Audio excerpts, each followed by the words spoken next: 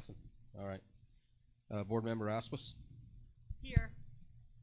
Board Member Rebecca Montoya? Present. And myself, we do have 4. We do have a quorum, 3 in person, 1 online, or phone call. Item 2, Pledge of Allegiance. My understanding, we have students from the school for the Pledge of Allegiance.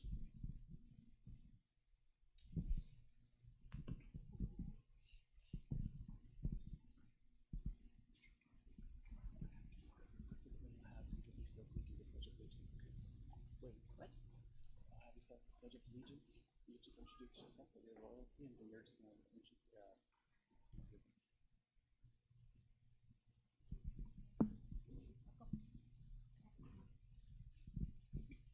and Navajo? Yeah. Wait, you introduce yourself and you lead everybody and say Pledge of Allegiance. Okay. Do English first, then we'll do that. You can just pull the microphone away and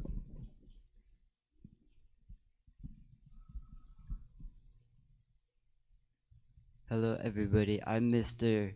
Newcomb Middle School 2025 through 2026, and I'm going to sing the Pledge of Allegiance. Are you ready? I pledge allegiance. Wait, stop. I pledge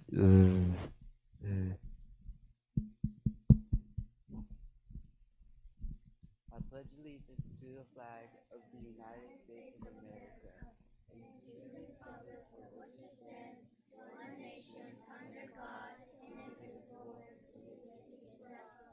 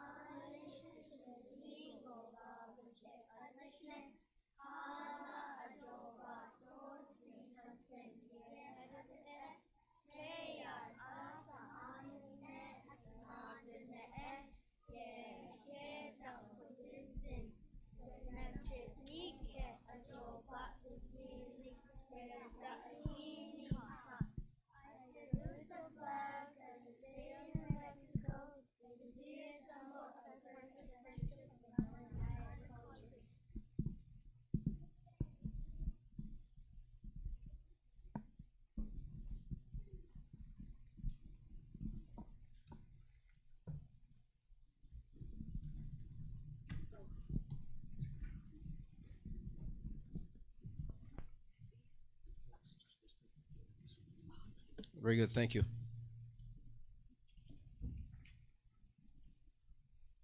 Item C, Ms. Aspas, if you would please, with prayer.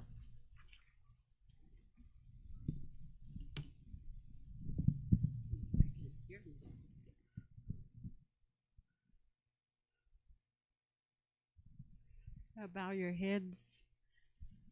Father God, thank you for getting us all here safely, and also for our audience. This area, even though it's rural, always is a very good host for the board.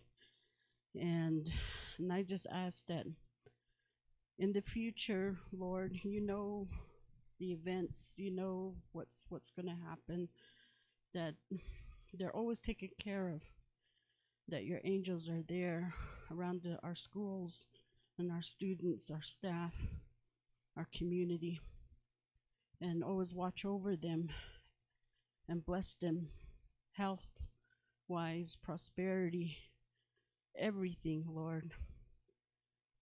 And there's so much to ask for, but I leave it in your hands to know what those needs are, and to bless the community with them. In Jesus Christ's name, amen.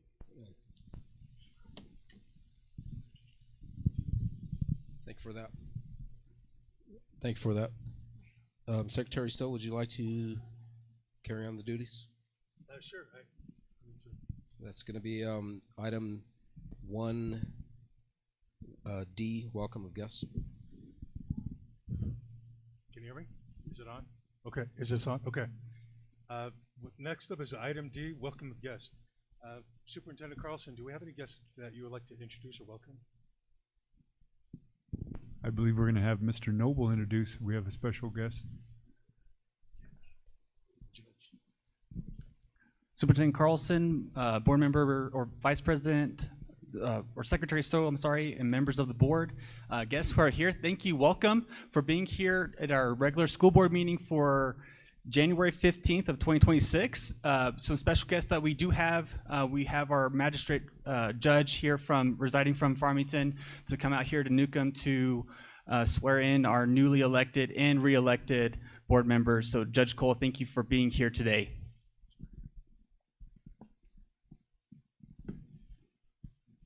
And of course, on our left side here, we have our cabinet member, directors, coordinators from our district office, some school officials, vice principal, I believe, Mr. Nelson. Thank you for being here. And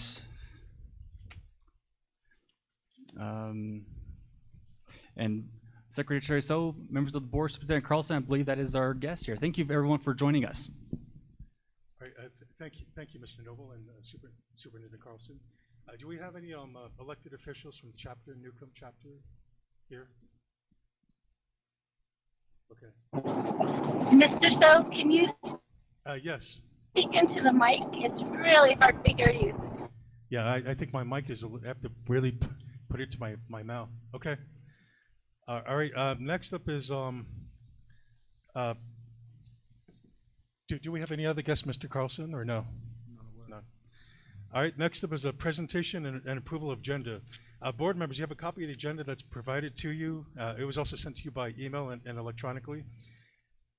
You've also had time to review. And with that said, could I request a motion and second to approve the agenda? Motion to approve the agenda. Motion by Mr. Montoya. Is there a second? I second. All right, second by Suzette Haskell-Overly. Do we have any further discussion on the agenda? Ms. Aspis.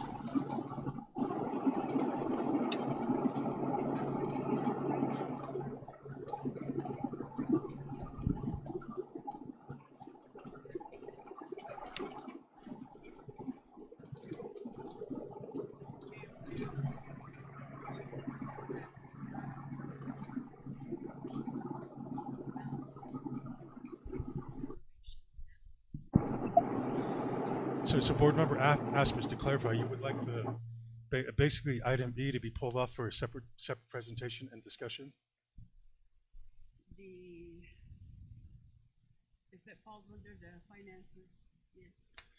Okay, I believe we can do that. So what we can do is we can proceed with approval of the agenda, and then when we get down to the consent agenda, we can pull off item E for as you had requested.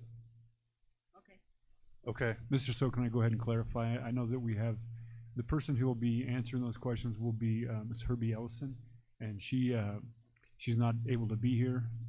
Can't say exactly why, but she is online. I want to make sure she's aware. That'll give her the opportunity to kind of pull those reports as we get to them. Ms. Aspis was asking for the impact aid, also for ad valorem, for Carl Perkins, and any of the other usual reports. Was there another one, Ms. Aspis? JOM as well. If I may, Superintendent and Mr. Secretary, we do have that, and it would just be nice for Ms. Ellison to just read for our audience and the people online the document, which is a board report summary for December. If we go through that, and I know we had been doing that before, so that would be nice to be able to get that for the audience. Awesome. Did you get that, Ms. Ellison? I'm going to imagine you probably did.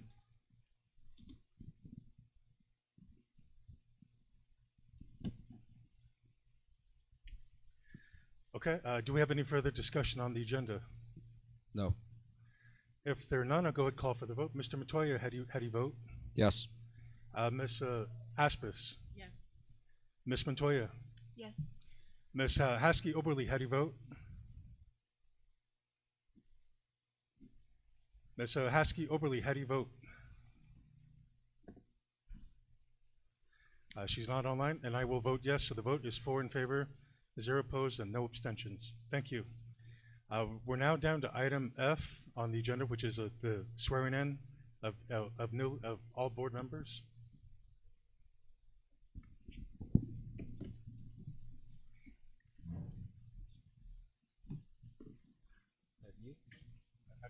not sure how this is You got going. reelected, right?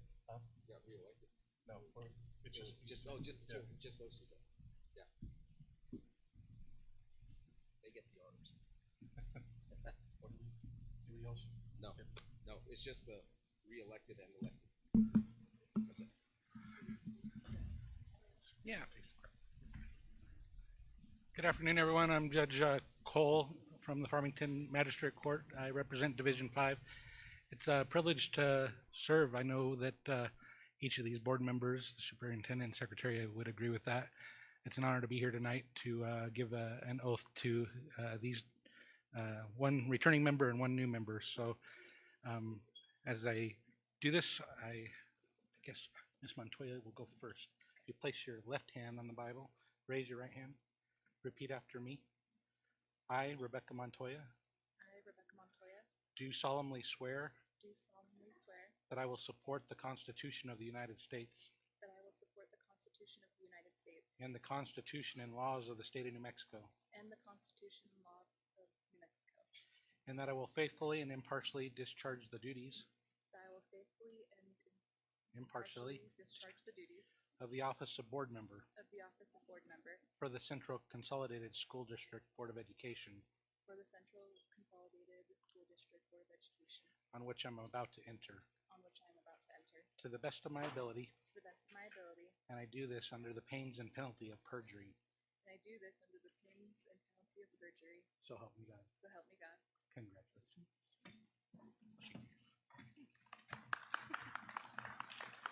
I'll let you sign that in just a moment. Ms. Aspas, thank you. Please raise your hand. I, Christina J. Aspas, do solemnly swear that I will support the Constitution of the United States and the Constitution and laws of the state of New Mexico, and that I will faithfully and impartially discharge the duties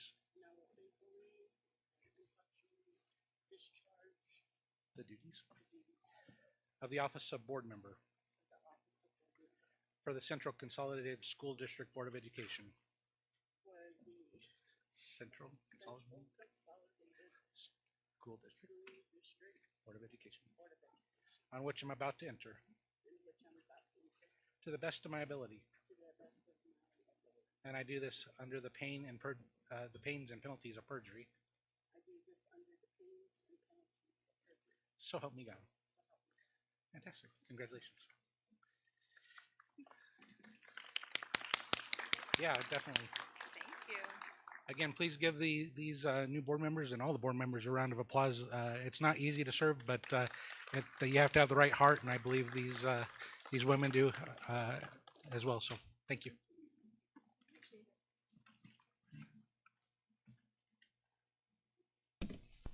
Congratulations to you.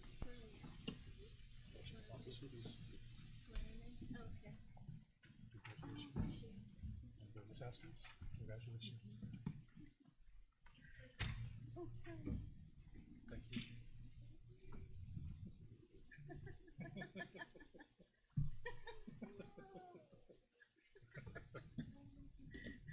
Congratulations. Thank you.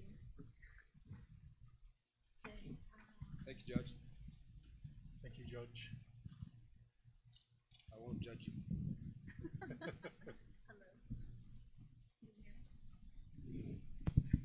You have to get up closer to the mic. Is your mic on? Hello. Okay. All right. Thank you. I'm sorry that I'm late. I was driving back from Phoenix. I left at noon because I had a meeting that ended at noon. So my apologies to my board members, superintendent, and the community. So apologies for the tardiness. So we are on letter G, Board of Education election of officers. We will start with president. Do I have any nominations? I nominate Gary Montoya for president. Do I have a second? I second. Do I have any other nominations? I'd like to. You have your Yeah, I'd like to nominate Ms. Haskey to retain her seat as president. Do I have a second?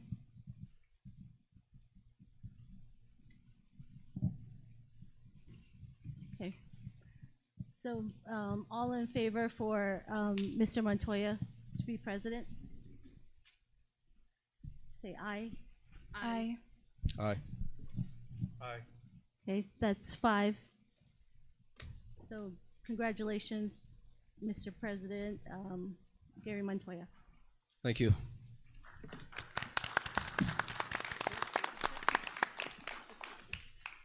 I do accept. Should have said that first, but I'll take it. Yeah, that's true. Okay. That surprised me. I will hand over the duties to you. Thank you. Kind of lost my place. We're on letter G. On to the second one, which is the selection and nomination of Vice President, CCSD School Board Vice President. Are there any open nominations for Vice President? I nominate Rebecca. Mrs. Montoya, do Ms. you accept Montoya, the I'm sorry. nomination? Yes. Do I have a second for that nomination? I second. All right. Vote on Ms. Montoya. Ms. Haskey? Yes. Mr. So? Yes. Ms. Aspis? Yes. I'm assuming Ms. Montoya, you're going to say yes. Yes. And I say yes, that's 5. Very good, congratulations.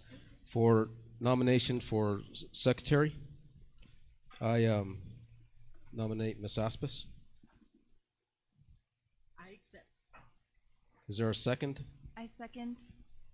Vote a roll call for Ms. Aspis, or are there any other nominations for secretary? I renominate Mr. So. Is there a second for Mr. So?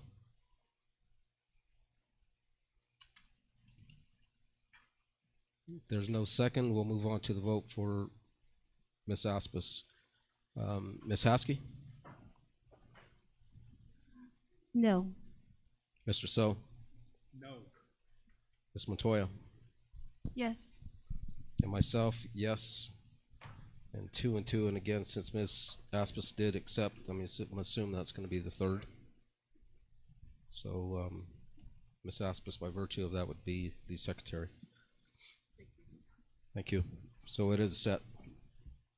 Again, the board officers have been selected by the board. Now we can move on to item 2, the consent agenda review and approval of consent items. No presentation will be provided for these items. These are routine matters. Applicable documents have been provided in board docs and posted with the agenda for board and public view. And they are item A, approved minutes for December 11th, 2025 work session and December 18th, 2025 regular school board meeting and December 22nd, 2025 special school board meeting. Mr. Chair? Yes. With that, I mean, we've already gone through the agenda. I would like to make a motion to approve all the items listed on the consent agenda with the exception of item E, which I think we had discussed before on the approval of the agenda. Okay, and I believe, if I'm not mistaken, that actually falls under C for that report. I believe that's. I'm sorry, yeah, E, C, rather. Okay, so what we're gonna do, since you're making that motion, do I have a second to pull item C and approve the agenda? I second to pull that from the agenda, consent agenda. No, it's actually to approve all the items that are listed with the exception of C for separate discussion. Yes, absolutely, that's Okay. exactly what it is. Correction, I make the motion to accept all on the consent agenda except C. And the second was Mr. So? Is that correct? No, I made the motion and. The it was motion seconded by and the Ms. second Ms. by Ms. Haskey. Haskey. Okay, I will make that so I could document it for Ms. Ray. And I believe, did you have a comment, Ms. Aspis? Yes. Since we're motioning, I wanted to discuss the item B and which is the Indian policies and procedures. Oh, B. So are you asking before we make that vote for an amendment for the motion to be made so we can discuss, to have that pulled for discussion? We necessarily don't have to have a discussion since we had that last time, but Okay. I do wanna say, has there been anything, since then, when I asked about, before, I just didn't wanna get into, I think that was a perfect chance, since this is coming straight from federal, from Washington, and not through the state, and this would have been a perfect opportunity to, provide additional information as far as, the plight of our district, our, the funding that, you know, to hold back and to hesitate. They don't realize what they are actually, who they're impacting here. And we gotta get away from just signing the forms and bringing it to the board, and then the board just blindly passes it and then sends it on again. We need to stop doing that. I think it's time that we start reading it and start,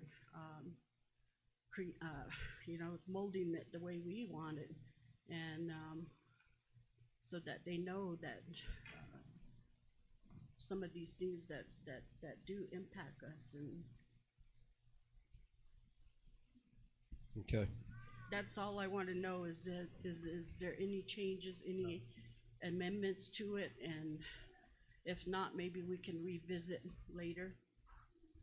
I believe we have Dr. Begay. There's no revisions to that document. Everything's the same. It's just approval in respects to the document, so we can submit it with the impact data application. Is that correct?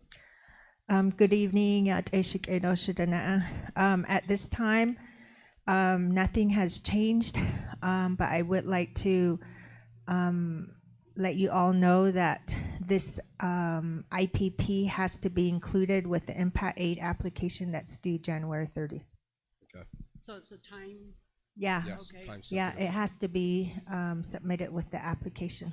Okay, so I just want to say, you know, again, we need to get away from, you know, just pushing it along, and let's try to have something more with our needs and all of those things attached to it. Thank you. All right, thank you for that, Ms. Aspis.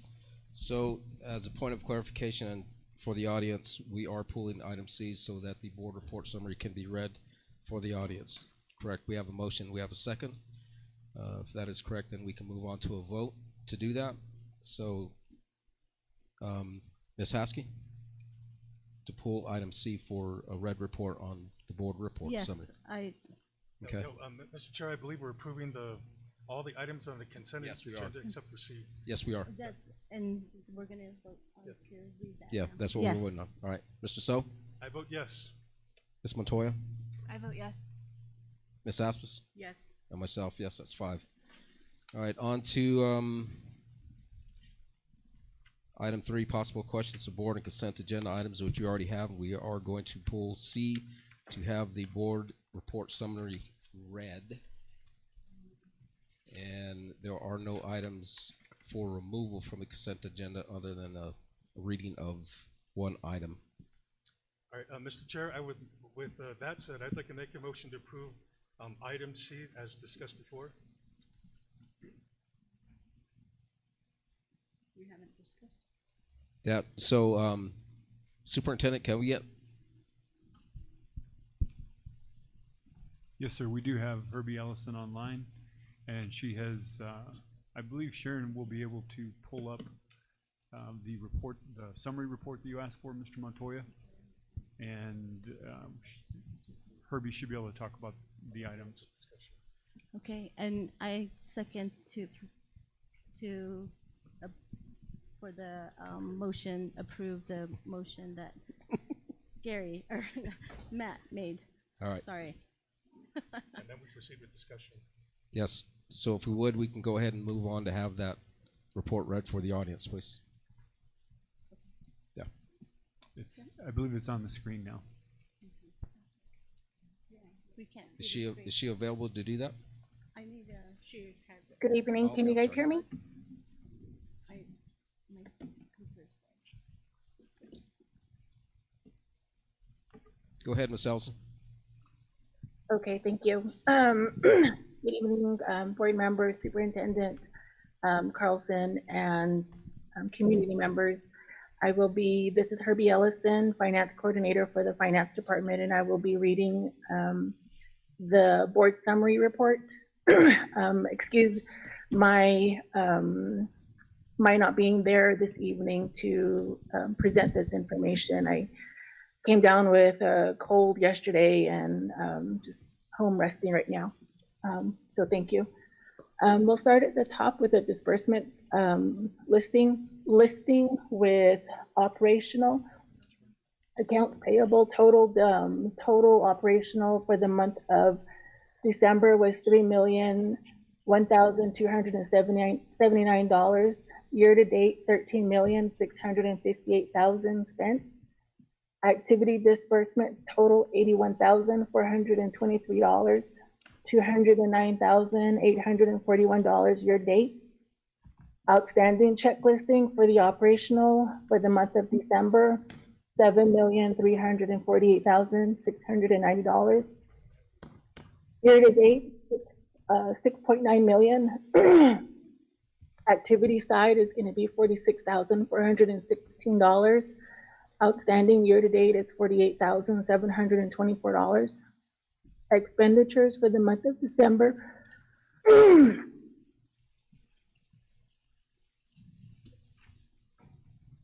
Excuse me. Excuse For the month of, Mayor. yes. Ms. Ellison, hold on. Okay, since I asked for this, I don't know how the rest of the board members feel, but what I want to hear is the report on what's coming in or what came in. Can you do that? Yes, and you were wanting the revenue. impact aid. So in December, we didn't receive any impact aid revenue. So there's $0 that was received. Our total expenditures for impact aid was 1.7 million, $1,747,532, and our year-to-date spent is $12,092,000. Ad valorem, we had no expenditures for the month of December. Our year-to-date expenditures is $191.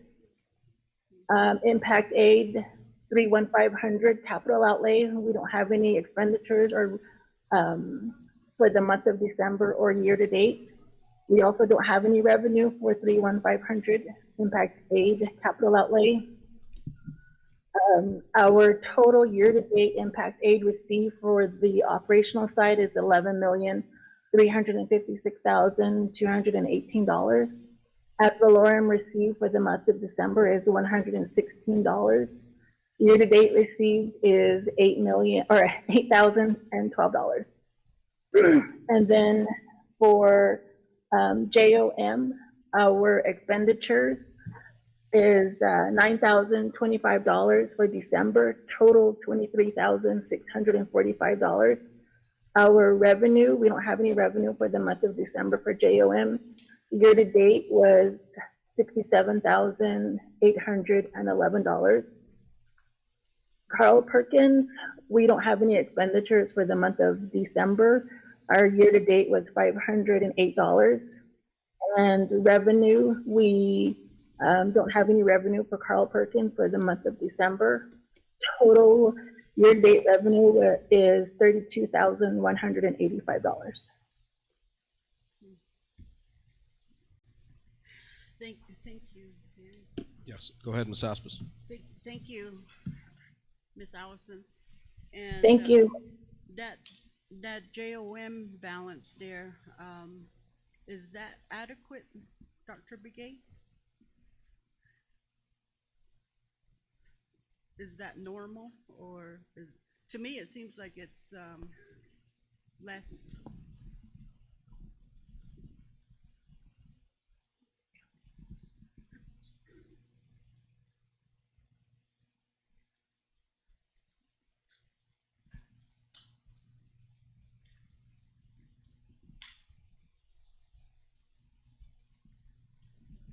All right, good evening, everyone. My name is Mia. I'm the JOM supervisor, and to provide some clarification to Ms. Aspes's question is that we did receive a carryover funding of roughly $36,000, and then the current year for $32,000. However, due to a delay in getting an increased bar from the finance department that prohibit us from spending as quickly as we are used to. Most of the bars didn't get posted till November and December. And so in which case we tried to spend based on the plan that we worked on the previous year and the beginning of the year. Now, now that we've got those bars situated and in place, we've paid invoices and we'll be doing budget journal entries to expend both the carryover and the current year. And then upcoming would be the new application for the general funds from Navajo Nation. So on paper, it looks like we didn't spend, but due to those delays, we're making some changes. Can you be more specific on the delays? Why? I mean, we have a good audience here, and I always appreciate, you know, those explanations for. Yeah, for certain. In the procurement process, there is what we call an increase bar. Revenue coming in must go through the state for approval. So once we get that increase bar submitted to the finance, they submit that to the PED and then comes back straight to us. However, just from my understanding, based on the delay from the finance department, that didn't get submitted on time, and the approval process could take weeks to get final approval, and we see that funding within our account codes. Until it's in our account codes, as financial secretaries, we're able to start entering purchase orders, making payments on invoices, doing requests for reimbursements. But this year we just had that concern that it wasn't put in right away, and so we didn't use it right away. But now that it is showing in our accounts, we're able to charge both those two grants so we don't miss out on them. And then we can start to spend the general funds that I'll be presenting later on. Okay, thank you. Thank you for that. Ms. Allison, thank you for struggling through your presentation, and hope you're feeling a little better at the end of the evening and tomorrow. So thank you for that. Appreciate it. Thank you. I just wanted to also clarify on those bars. They were submitted in October 29th and approved by PED November 10th. There was one for a $36,000 increase, and then there was another one for $80,000, and that was submitted in November on the 19th and approved in early December. Any further questions from the board regarding that? I do, but I know we have a full agenda, so I'll wait. Alrighty, thank you. And if there's anything that can be submitted to the superintendent for questions and then responded back to you through email, that would be fine too as well. So, anybody else from the board? Mr. So? Nope. Call for the question. Easy call for a question. Call for the question, vote. All right. So, vote a roll call. Ms. Haskell? Yes. Can you hear me? Mr. Yes. So? I vote yes. Ms. Matoya? Yes. Ms. Aspis? Yes. And myself, yes, that's 5. All right, thank you for that. And I do want to say for the audience, the fact that this report is read is very important for the school district and the students and the education of our students. So I'm glad that we do have this breakdown for the community and the people online to hear that, because this money belongs to these kids in the school district. So that's who we're here to educate. So I'm glad that we're doing that. So thank you very much, and I'm glad you're all here to hear and partake in that. So thank you. Okay, so on to item 4, student, staff, and community recognition. A, highlighting Newcomb Elementary's dual language program performance. Testing. President Montoya, members of the board, Superintendent Carlson, we wanted to highlight the dual language program here in Newcomb Elementary School. So we're just stalling a little bit as they're going to be making their way up here, but we do have 2 songs, I believe, that they'll be performing. So enjoy this performance by Newcomb Elementary's dual language program.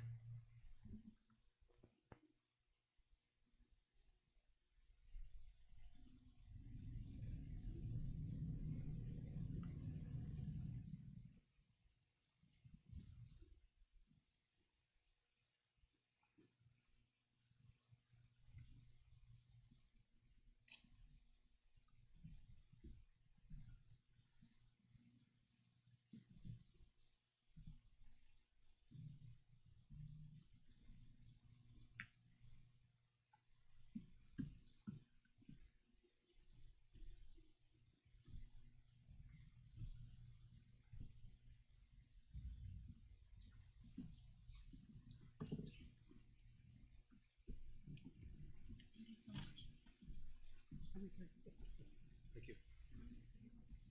Yes, sir. I'll send it to you.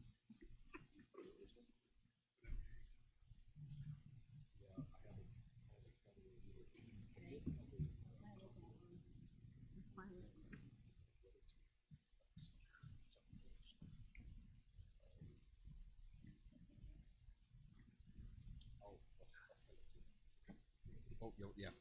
I'll put it up. Okay.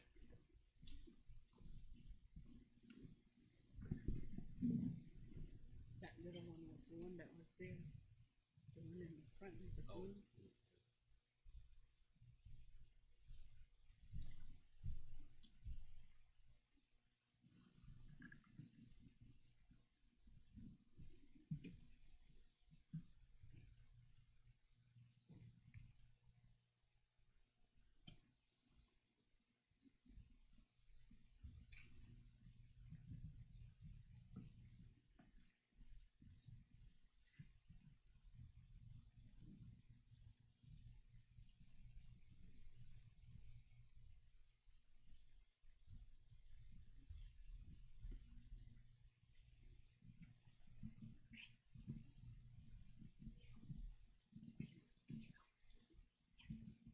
Yat Asia Ernesto Igla Guinness, Nana Stitcher Tohane Nishlan, Wahana Lakota buses, I see head this a day, Wahana Lakota buses, wait. Yad Eshik Eroshid in Eshe Bethhail Casson Sunflower Howard in Isha, Home Lennon Ishland to Higlini bushes chin, Ashin head dash a chain, honest Ejid in Ed Dashanella, Shema Bernita bit that way, Shija Tolbert Howard way. Shemasan Lula bit that way and then Shiche Harry Billy bit that way and then Chanela Estan Barbara Ann Howard way, Chanela Hastine Vernon Lewis Howard way and then Shik Shadike Danielle Marie Johnson do Linnea Rose Howard do Benahajoni Daisy Howard do Nhikinabot Lily Howard do Ayek Nasbot Tulip Howard do Newcomb Middle School the Enish taught Sebigi Enish taught. I'm here to mention like the Newcomb Middle School or Newcomb Elementary School, Newcomb Elementary School's dual language program. They're doing two dances tonight, the horse dance and the basket dance. I also want to say and mention that I encourage all of you guys to speak Navajo to your grandchildren and children because right now at this very moment we're going through a crucial time where our language is becoming short and it's not like expanding like how we wanted it to. So I encourage you all to talk to them in Navajo. And to my little brothers and sisters, do good tonight. And I encourage you guys to show these guys what you guys learned and accomplished the past few months with your dancing. And I want you guys to support and acknowledge these kids for putting their efforts into dancing. Yeah.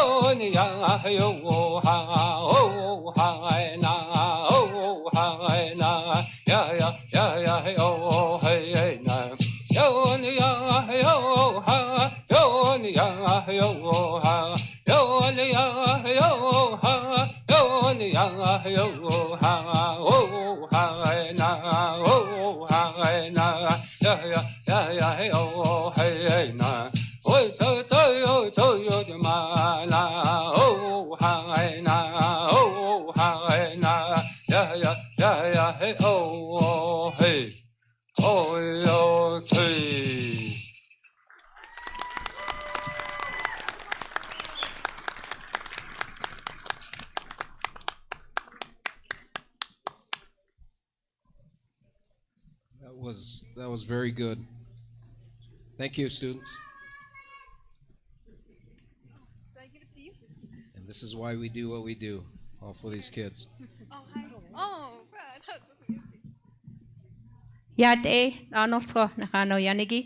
I just wanted to say welcome to the board members, to everyone that's here tonight.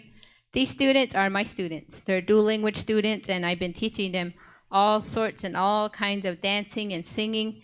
They really enjoy it and they really love it. Ako,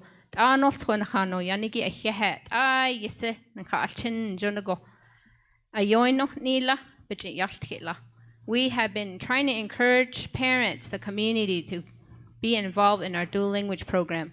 And these students, I'm very proud of them because they try every day very hard. Ayo yaltke odi shlin ne son bansis case. Ayo inchnen kachin ka away.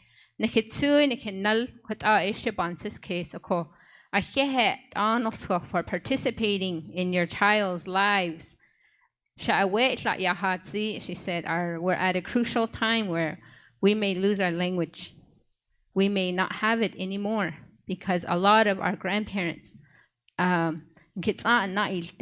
going, and we have no one to talk to our kids in Navajo anymore. So I wanted to just acknowledge that because these kids, they do a really good job. And I want you to keep encouraging them. I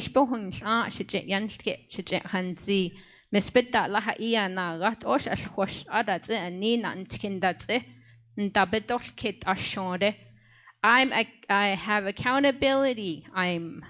I need to make sure that these kids at least know how to say their clans, at least to know where they came from. Case. And one thing I wanted to say, I guess, is that a lot of our students, they don't have traditional attire. And I want to know if the board can help, fund these things and, purchase moccasins and skirts, and a lot of these things that they're wearing right now are my own children's hand-me-downs. These things I've been carrying around for them myself for all these years. So my daughters are all grown up now. Look how big they are. They're over here. They're the ones that help me. So some of these children, they wish they could have a skirt. They wish they could have a the shawl.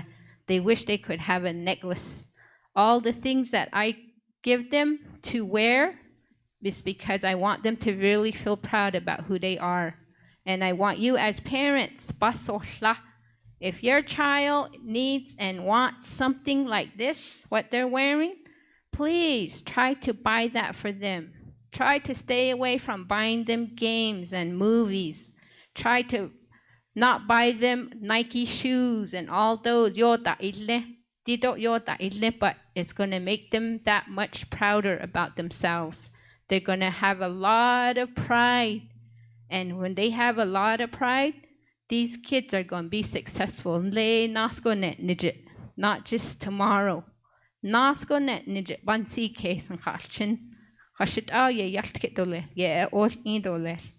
So every year I run into that. Some children don't have traditional clothing.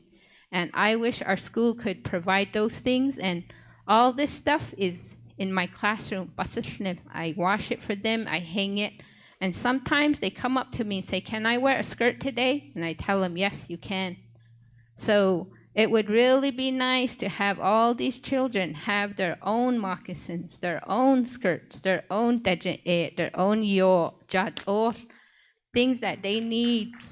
I think as a board, and you're encouraging our dual language program, if you could provide some of those things for our children, even some funding for them so they can get skirts made for them. That's what I think I want for my program, for my students, because then, and I don't mind lending them out, but I just want something for themselves. Other parents and kids help. Your kid wants something, help them. They really like being Navajos. Again, I don't want to take too much of your time, but thank you very much for supporting Kachin.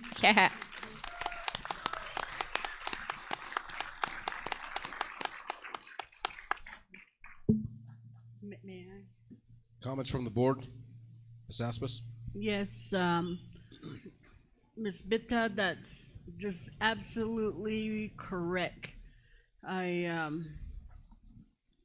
You know, the language we're fighting, we're in that fight and trying to find the best way to grow our immersion, our dual language, you know, those type of classes, and it would help, you know, from home too, from grandparents, and I think she sees first, I guess the front lines, if you want to say, you know, she sees all of that. So really take her words to heart, and I do, and I believe Dr. Begay and ICO has already implemented.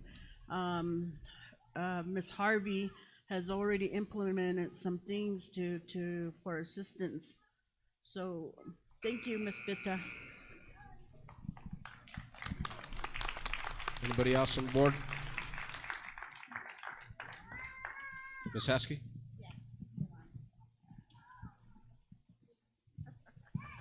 Yeah. I went to school here. I was just telling superintendent, I was a 4th grader here, way back in the day, and this is where I used to play basketball. And when I was a 4th grader, we never had language culture. We didn't have this. I see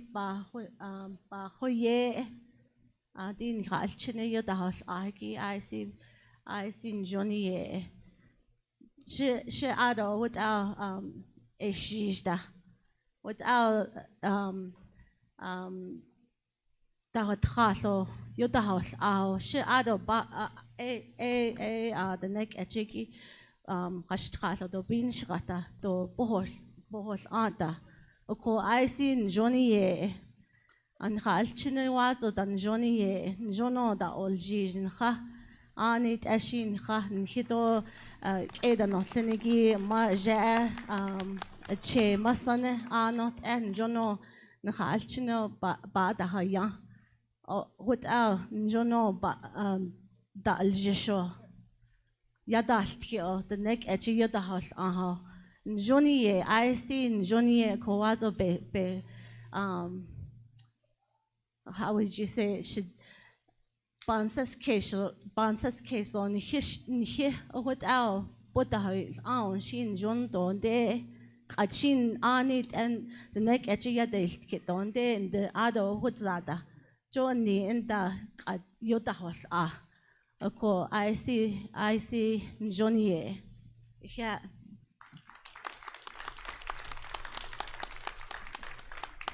Mr. So, any comments? No, Ms. Haskey said all I was about to say. But thank you, Ms. Haskey, and thank you to the students. Thank you. I know a lot of you don't know, but I've been coming out to this community since I was about 10 years old, literally, and that was way back in the day, the late 60s, early 70s, and I've always loved this area. But the most poignant thing about this evening is the fact that these kids, these students, these teachers are making a concerted effort to speak the language. And a lot of people really don't realize just how powerful that is, just how much intelligence it takes, especially when they're capable of going back and forth from Navajo to English and to Navajo. That process is very intellectual, very analytical. It takes a lot. It takes an intelligent person to be able to do that. And for these kids to want to do it is even more powerful to me, and the fact that they're accepting of the identity of who they are. I just really appreciate that and respect all the educators and the families who are making that effort to do that for their children, because they are the ones who we do this for, again, as I've said before. So thank you all very much. I appreciate it.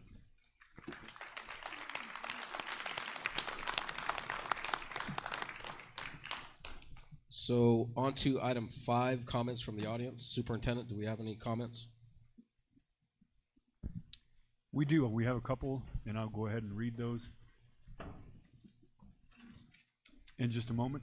I do want to say something real quick, though, that I had the opportunity of seeing Ms. Bada's language classes perform in front of a board before, and I knew they were going to do fantastic, because the last time I saw that was about 15 or more years ago when I was principal at Grace P. Wilson, and Ms. Bada was my language teacher, now a language teacher. So she did fantastic then, and her kids did wonderful this evening as well. So thank you very much to her for doing that.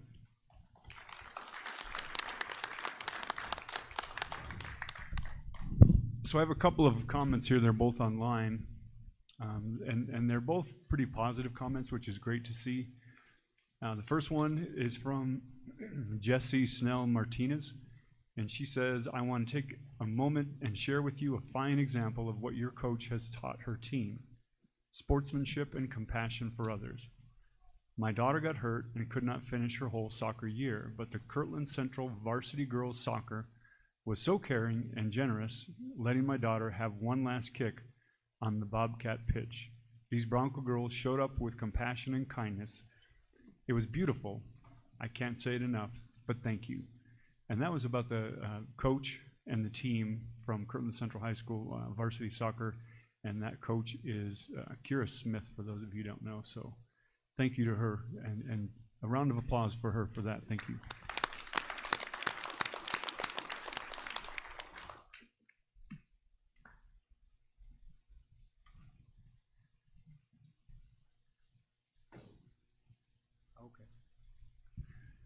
Okay, there's a second online comment, and then I'm told that there may be someone with a comment in the audience, so we'll get to that.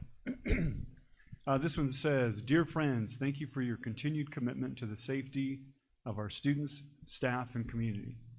The safety procedures and processes that have been implemented at CCSD school sites over the past several years have been truly reassuring.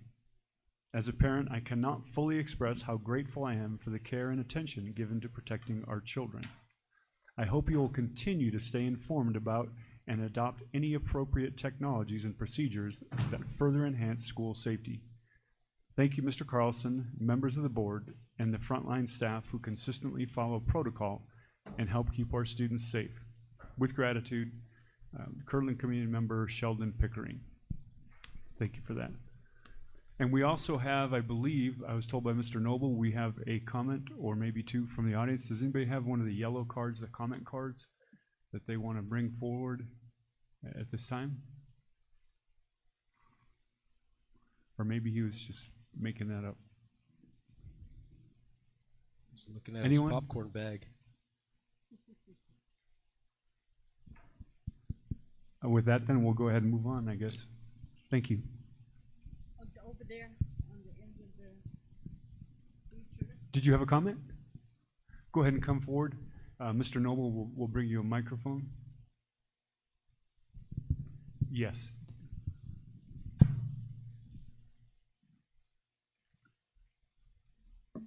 Yat Arnold not only the Notlanige. Yat Newcomb Elementary School Gala Notlon Kunzacha Waljish. Shay Phyllis Wilson means Shiedo Ashi in Slot Barbash's Chindo a Shay Dash Chedo Tachini Dashanale Adona Shiri Day Yisanasha. And some of you probably seen me around. I work up at the high school. But anyway, I just wanted to acknowledge Ms. Bida and the immersion program. My little granddaughter is one of her students, and I can honestly say that my little granddaughter, she's learning. She comes home and she talks Navajo to us. She always comes in the house and she says, "Yat eshe ha'ila banana." She says that, and then she'll just say random things. One evening, we finished eating, and she was sitting on the floor in the living room, and we were sitting there, and then she said,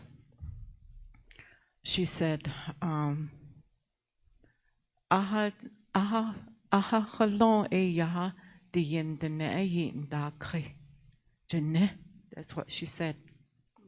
And my husband and I, we just looked at each other. And then he said, and then she said, so that was really amazing. And during the Christmas break, we have a hill on the northeast side of our house. It's fairly high, and if you get on top of that hill, you can see the northern mountain, Bensa. So he took the grandkids up there, and they walked up there, and I guess he asked the kids, my other two grandkids are at Iba B, and he asked them, "Do you see that mountain over there?" And then right away, I guess my little granddaughter, the one that goes to school here, "Oh, the Bensa." That's what she said. And then I guess my other granddaughter says, "Yeah, that's the Black Mountain." So they're learning. So yay to CCSD teachers. Thank you. And thank you to all the board members. And I'm just really happy to see what I saw, witness this evening, especially with my granddaughter being involved. And I just want to say thank you to all of you and to the staff of CCSD and parents, grandparents. So I just wanted to make that comment. Thank you. Thank you. Appreciate that. On to item 6, reports from board and superintendent. A, reports from board. Board member Haskell. I hate to start with him. Can you hear me? Okay. One of the things that I had talked about earlier, and Ms. Aspis brought it up, was the federal advocacy. I think we as a board just not just a report, but I think we have to compile our priorities for the legislative federal legislative sessions coming up. We have the Hill next month, and it provides an opportunity to meet with our congressional representatives and our Senate representatives, especially at this time, at this critical time where there's a lot of funding cuts. So, and coming from the Arizona Tribal Legislative Day, there was one thing that really stood out to me, that aside from all the legislative bills that were going through the process or talked about and being discussed, one of the big things that we heard, or what I heard that really resonated, was if you want change, make sure you vote. Because we as a people, as Navajo Nation, as our communities are impacted by what happens at the state level and the federal level. And they said, make sure your relatives vote. In New Mexico and Arizona, make sure everybody votes. And there was some bills that were being discussed in Arizona, and they said that they were outnumbered to provide funding to the tribal lands, roads, infrastructure, all that. And so I know we're pretty fortunate here in New Mexico, but make sure everybody votes. Make sure your voice is heard. I think it was really critical this past election, and especially now, when we think about our roads and our buildings. I went to school here, and this is the same gym that I played basketball in. This is the same building I went to school way back in the day. I won't tell you, but it's been a long time. So, and I went to school in that same cafeteria in these hallways. And so it's everybody who's over 18 vote, and especially when they're challenging how we're going to vote, how they're doing that rural addressing. And it's coming down to the states. So just make sure, and if you have your relatives in Arizona, make sure they vote too. They always say, oh, she's died. Oh, doesn't matter. I'll miss it this time. It doesn't matter if I vote or not. Those guys are gonna vote. They always kind of, we kind of just say, oh, they'll take care of it for us. But I think we have to own it. So some of the things that are happening now, these federal cuts, it's our voice. So we have to vote. It's so important. And I come back to that. I just think it's so important for everybody to vote for what you believe in. And our kids are depending on it. If you want better buildings and better things for your kids, for the roads, for our community, those bumpy roads with potholes, if you want something better, use your voice, vote. So, and that was a huge thing for me that I heard. And we'll be going to Santa Fe's legislative session starts next week. So what I had asked before, there's going to be some things that are going to be up there too.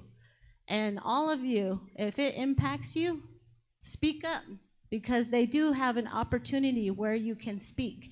Just like public comment this evening, you have that opportunity to state, to say, I disagree with this, or I agree with this. So you as community members, you and parents, grandparents, your voice is powerful. You can't just let the legislators make the decisions for you. You have to vote and you have to speak up. So, and that was one of the things that I realized. There's another issue also. Well, I know that the Navajo Nation State of the nation address was done at Shiprock High School, and I know there was some people that were unhappy about it. It really brought attention to our school district too. I heard a lot of positive things, especially to our security and to our staff. People that were in the Phoenix area, they said that they felt very welcome and very safe. So I commend superintendent and our school safety and all the people that helped put that on, help it come to fruition and keep everybody safe. That was a big thing that I was hearing too. They said, "Oh, we were there, and we went to your State of the Nation address, and it was beautiful, and we felt good." And so I commend the staff. Thank you so much for doing such an awesome job. And I think that's all I have. So thank you. Thank you. Mr. So? I don't have anything at this time, thank you. Ms. Matoya? I don't have anything. Ms. Aspis? Yes. So I had an opportunity to go to and visit Judy Nelson Elementary, and there I went to one class, and I finally got to see how they use their Promethean boards. I don't know if you guys are knowledgeable about those, but they're no longer chalkboards. And anyhow, I mean, it was neat. I to see that kind of technology in our students. They were learning fractions, and to see the teacher use it, and so that the students could understand, and then the ability to draw from internet. It was something. I was very impressed, and I thought, you mean this is what it does?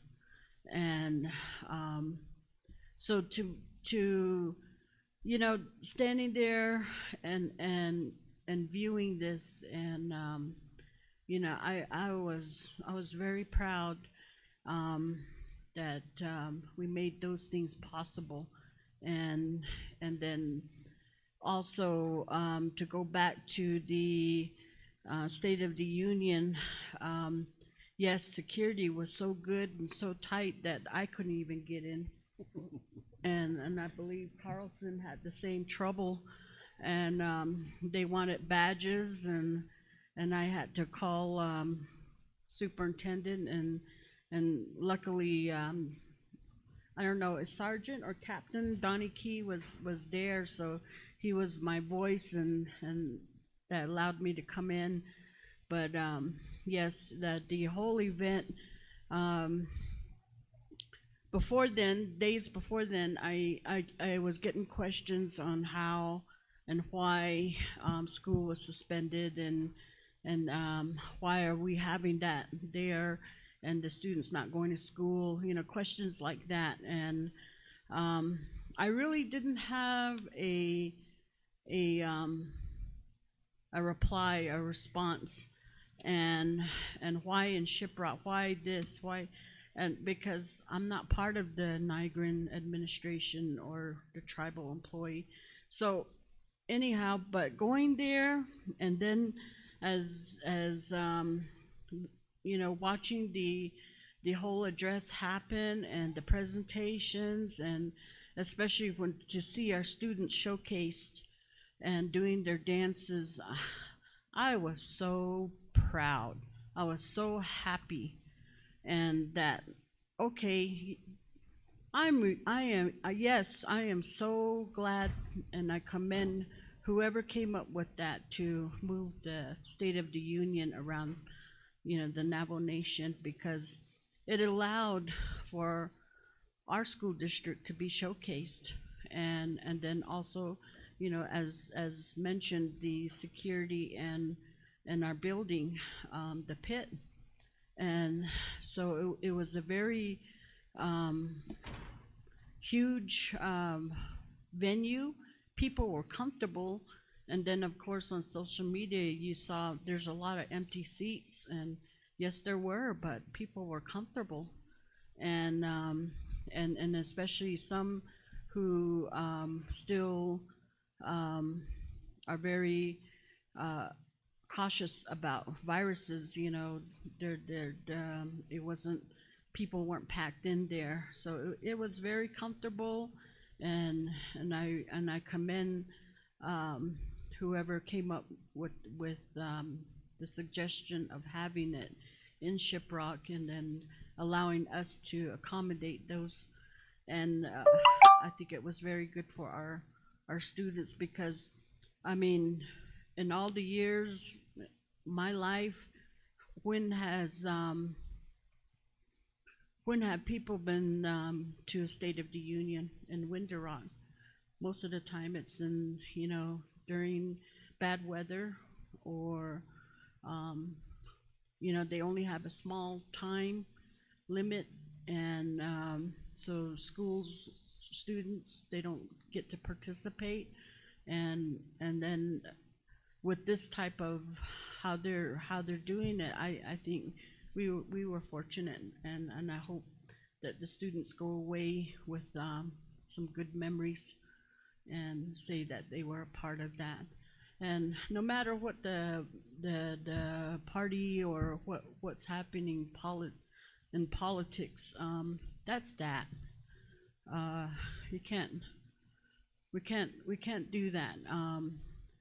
In order to gain respect, you need to show respect, and I think CCSD did that very well. Thank you, Superintendent. Oh, the highlight was the superintendent. I mean, he just blows it out of the park, you know, with his introduction, his clanship, and I mean, it's just, again, people were very amazed, and they applauded, and again, I was so proud. That's our superintendent. Thank you.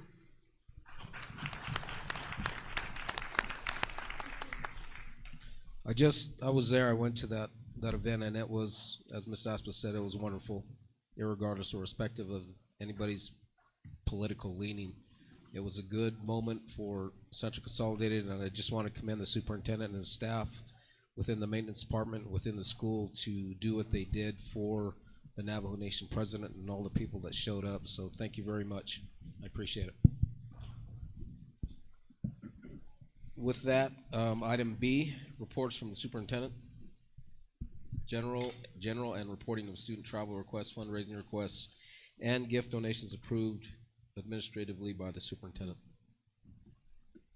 Thank you for that. I appreciate that. I thank you for your comments. Also, board members right there, especially Ms. Aspa's. I don't know if I quite deserve that. I don't know if I knocked it out of the park. I think it was more of like a double. Out of the pit. I barely reached base, but anyway, but thank you for that. And I did really appreciate all of our staff that worked hard on that. I thought the event went smoothly, so thank you to all CCSD staff, and thank you to the Navajo Nation for bringing that to our community. Again, I think that was a wonderful thing for the community of Shiprock and for the people of Shiprock. I do have requests for approval of donations. I believe I have 2 of those. So I'll read those real quick. The first is from donor Butch Matthews, and he's donating to the KCHS activity for the cheer program. Check in the amount of $192.11 to be for cheer equipment and a banquet and T-shirts, etc. I have a second donation from the San Juan College ACE Center for Newcomb Elementary School for dictionaries for students. 2 boxes of dictionaries, approximately $3.75 per dictionary book for the student academic resource. I also have a fundraising request from Ojo Amarillo for the library for a book fair, for a book sale via Scholastic Book Fair at the library of Ojo Amarillo. And the projected amount to be raised is $1,500, and that will take place toward the beginning of February. And those 3 are all I have for this evening. Thank you. Thank you for that. On to item 7, reports, no action items. A, graduation progress presented by the high school principals. Who's up first?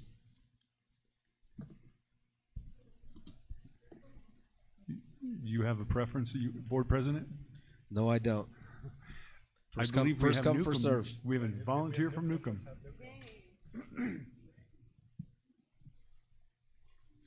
Good evening. My name is Brian Nelson. I'm the assistant principal of Newcomb High School and Newcomb Middle School, and I'm here to give a little update this evening on our senior graduation status and the interventions that we've put in place for the class of 2026.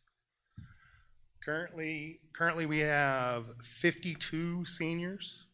40 of them are on track to graduate as long as they pass their current classes. 6 students are identified as of concern.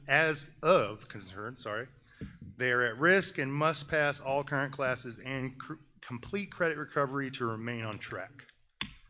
4 students are currently not on track because they're missing multiple credits, and 7 students are enrolled in 13 VLN credit recovery courses.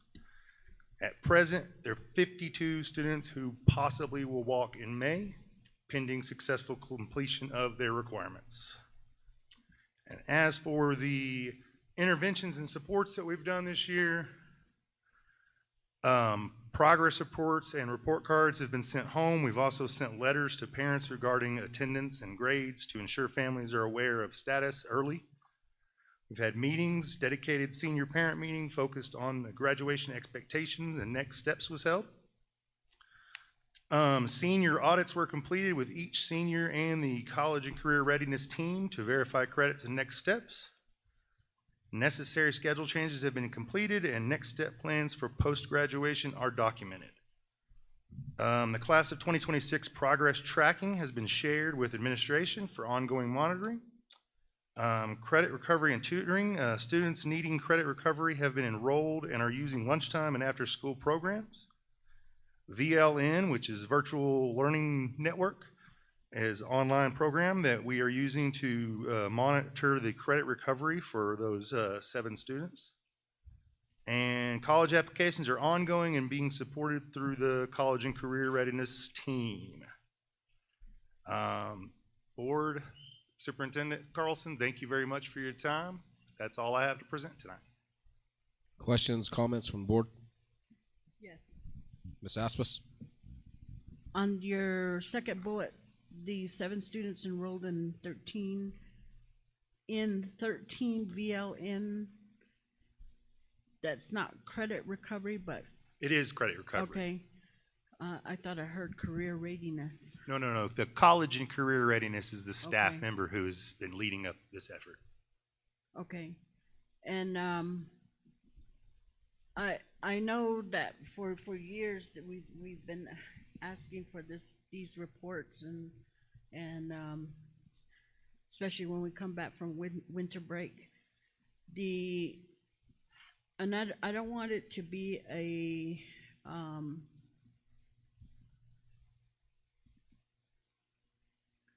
you know, the where it gets old and, you know, oh, we got to do this and this is what they're going to ask for, and, you know, where it just becomes routine. And I would ask the principals if they have any. I think the last principal that I saw, which was Rick Edwards, and that's been some time, and also the late Rebecca Benedict, where they've kind of did things on their own, you know, something new, and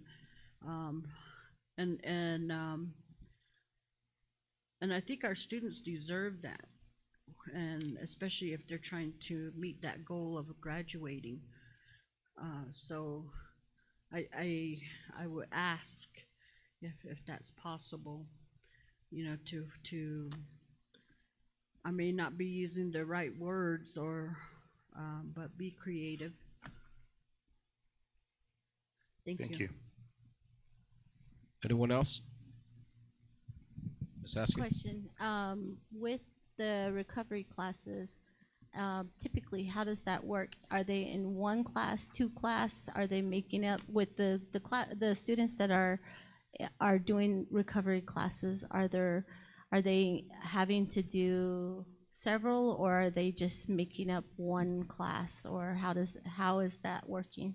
Well, there's 13 courses that are currently active with 7 students, so it roughly works out to about 2 per student.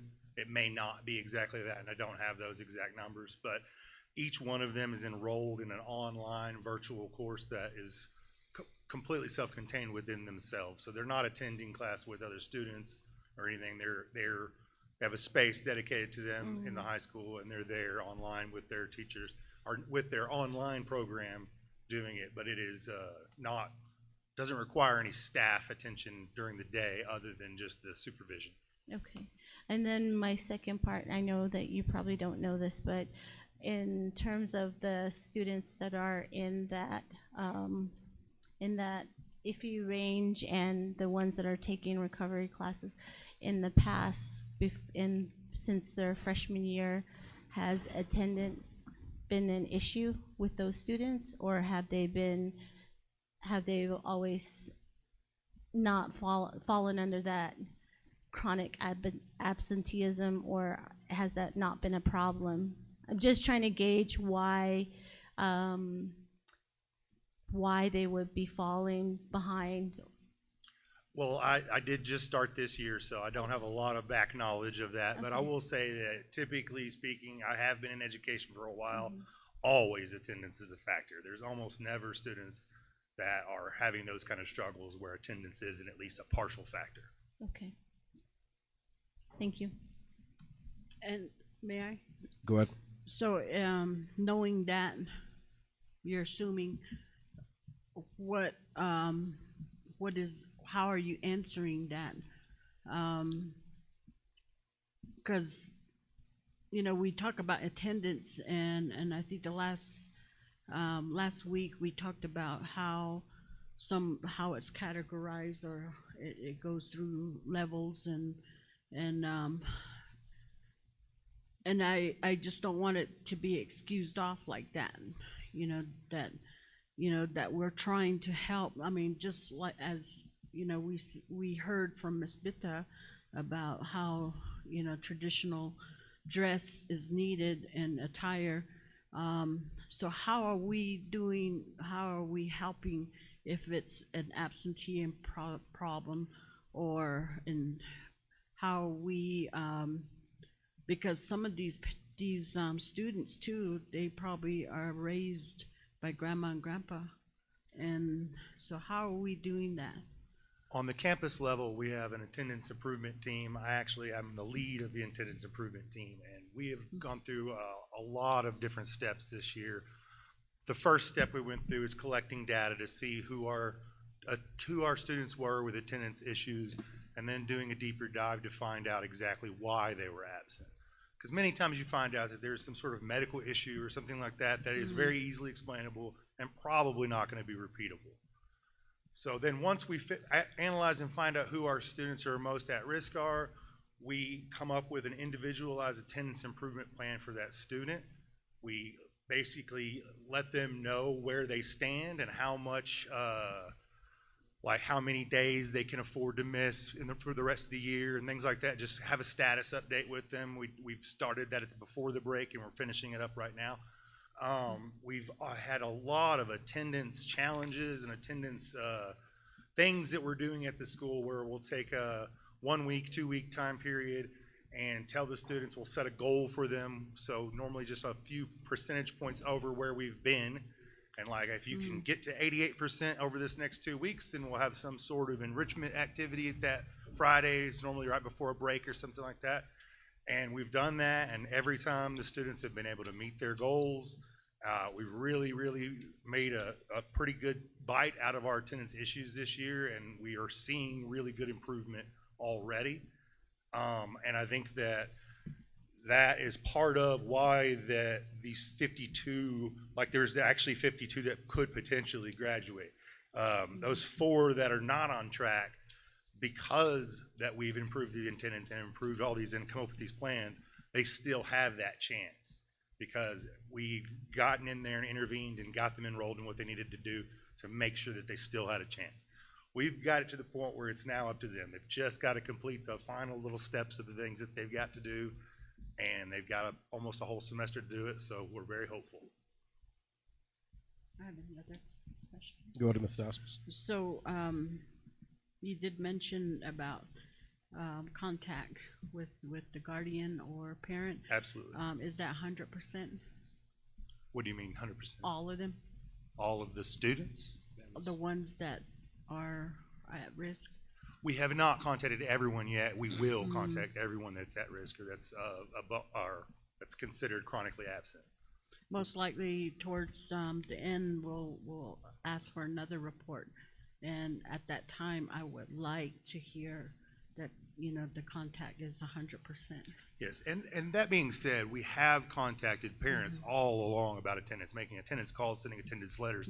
Those contacts are definitely being made. I just mean the actual sit down and come up with the plan and show them how to get to the end of the year and meet their attendance goals.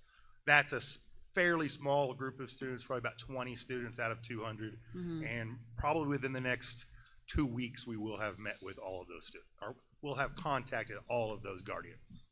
And you know, when I got here, I happened to speak to a young lady over here, and she did tell me a little background of herself and her kids, and right now they live here in the community, but they were able to get help and assistance at Ojo Amarillo housing, and so now they're going to in the future go put the kids there, and but you know, it's those are the kind of situations out here, and so, and then a lot of that, even just housing. I mean, it's not like Farmington, you know, you have Red Cross, you have, you know, those agencies there, but here it's mainly the community that comes to the aid, and but she did talk about, you know, her students, her kids, and then that she's doing this all alone because her other half was murdered, and so, you know, it's with that, I told her, you know, my goal and what I have said before is that I hope CCSD we're in the business of attracting students and families, you know, not creating more chaos. You know, we all realize that all our students are, all our children here, they need education. Yes, sir. Thank you. Thank you. Anything further? If there's not, who's up second? Thank you. Thank you, board. Appreciate it. Ms. Gallagher.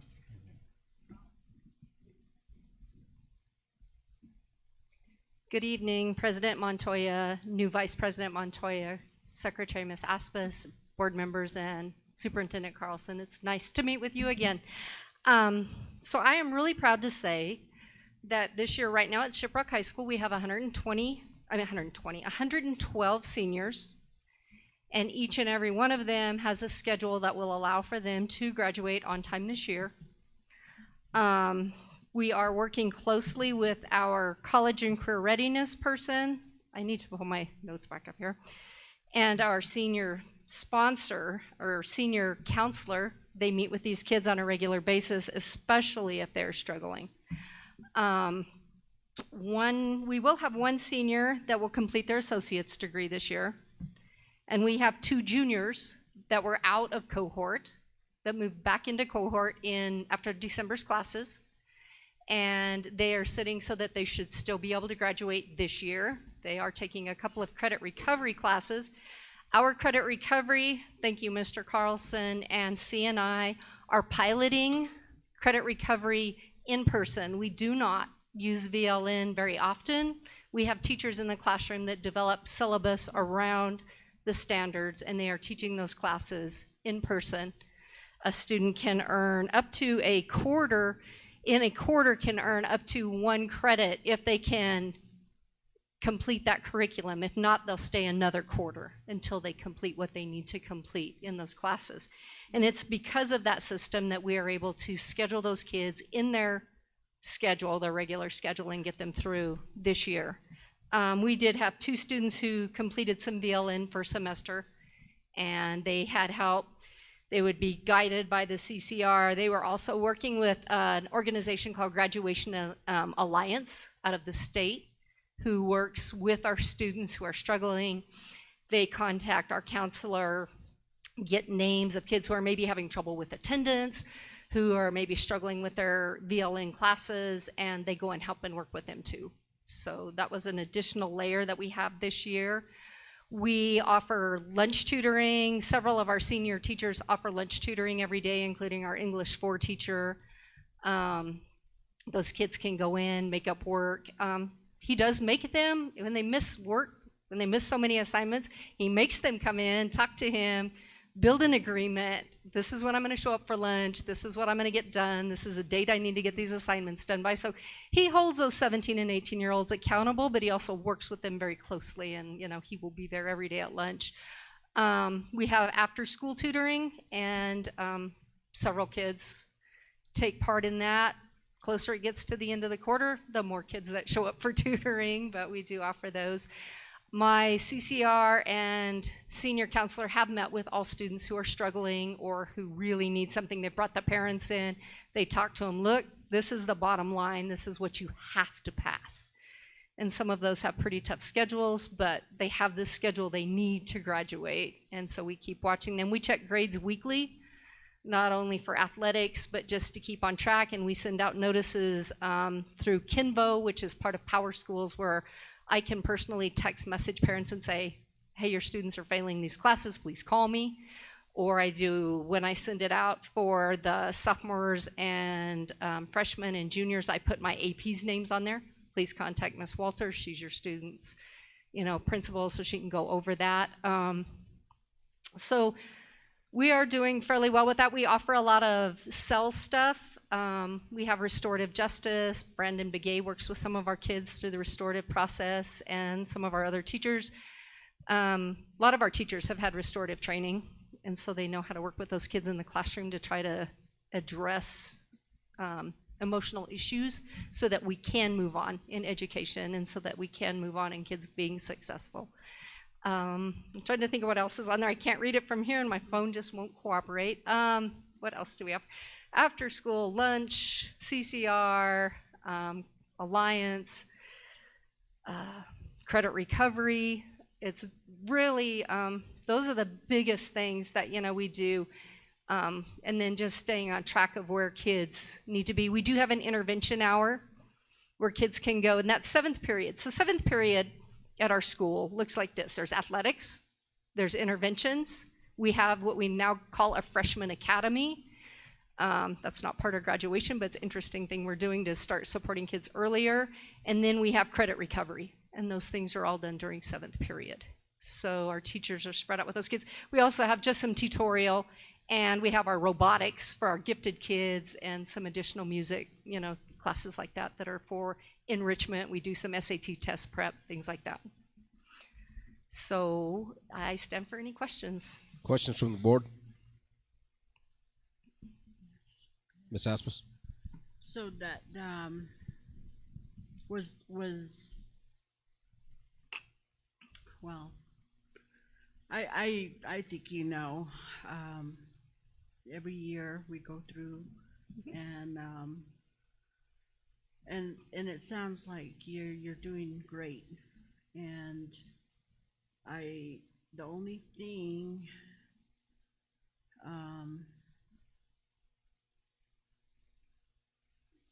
but it sounds like from that, I think you had your day differently before, then they changed it. Yes, ma'am. And so it sounds like it's doing well. We're working out the kinks. It took, it's taken, we're on this starts year 3. because I know I've gotten a phone call or two about how it's so impossible to check out their own student at the end of the day. And but hearing what happens at the end of the day,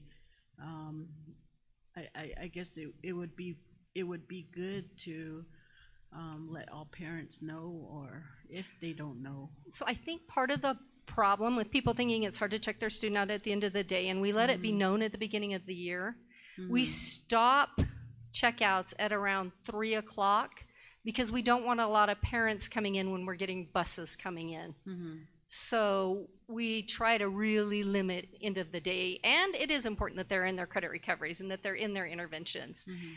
But a lot of that also has to do with the traffic congestion of parents coming in to check out their student, and that means they're out front, and that's where the buses come in, and then pretty soon you've got a safety problem too. So that's part of that. Okay, thank you. Thank you. Thank you, board. Very good. I do have a couple of comments. The tutoring, does that go with the out of school time tutoring? Yes, sir. Okay, how many hours after school? We go from 3:40 to 5:20. Hour and a half. Yeah. Ish. And then we have the buses run. Okay, so I'm assuming that would also include that lunchtime? The same falls under that same category of OST? Yeah. No. Oh, it doesn't? No. Our teachers that are doing lunch tutoring are doing it on their own. Wow. I'm not paying my teachers to tutor at lunch. They are telling students, I am in my classroom. I appreciate that just as much as I appreciate the fact that you're flexing that 7th hour for the additional, and that's because I had some questions, even for all of you, all the principals, about the effectiveness of that time and the best use of that time to get the most true recovery for these students so they can and will walk at the end of the year when they're supposed to. So I appreciate it. Thank you. Thank you. That's it. Anything else? No, I think we're good. Next. Okay. Thank you.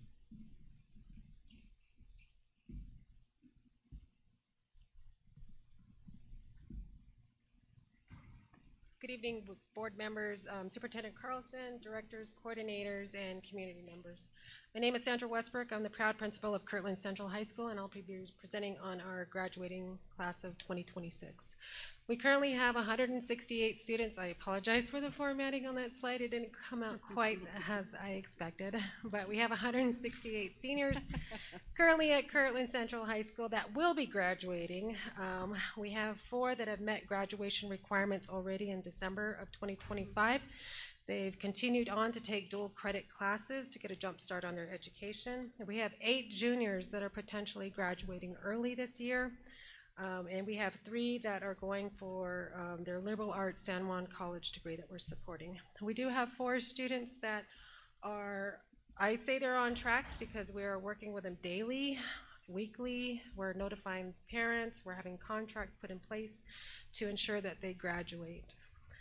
So our interventions overview that we have academic support as we do in all the high schools. We have our high dosage tutoring and credit recovery after school is in person, Monday through Thursday from 3:45 to 5 p.m.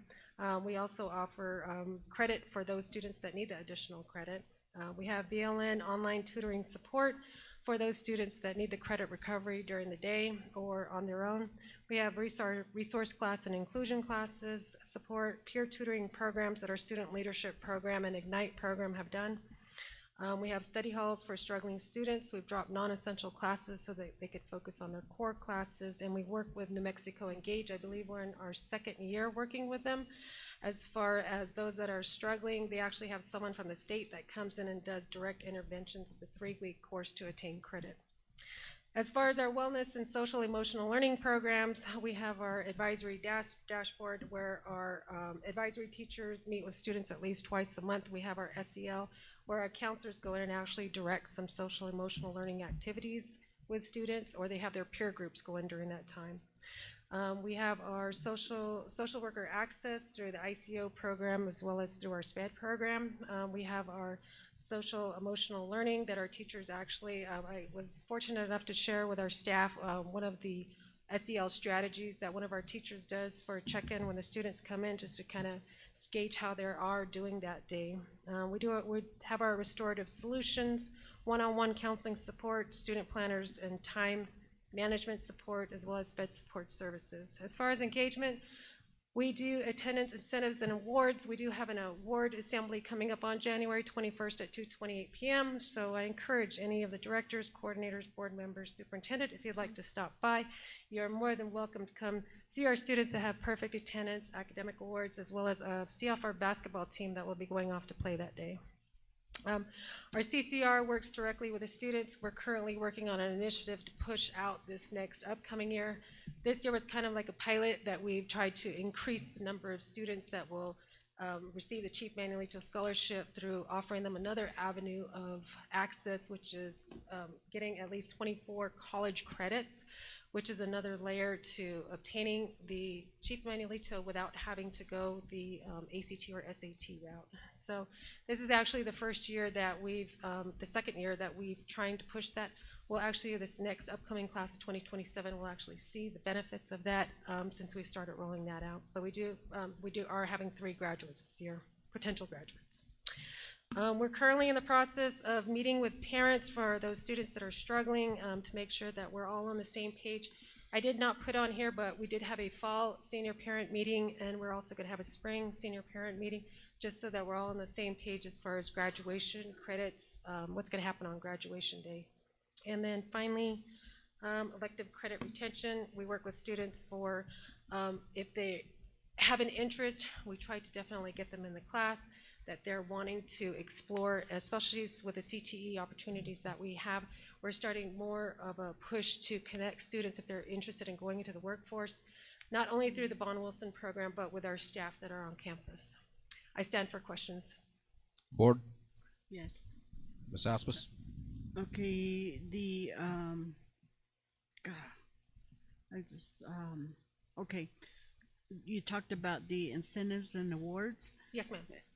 A few years back, we had a gentleman come from Navajo Oil and Gas, and that wanted to make a presentation, but it was he wanted it the day of graduation, and I believe at that time, Principal Benedict was here, and so was, and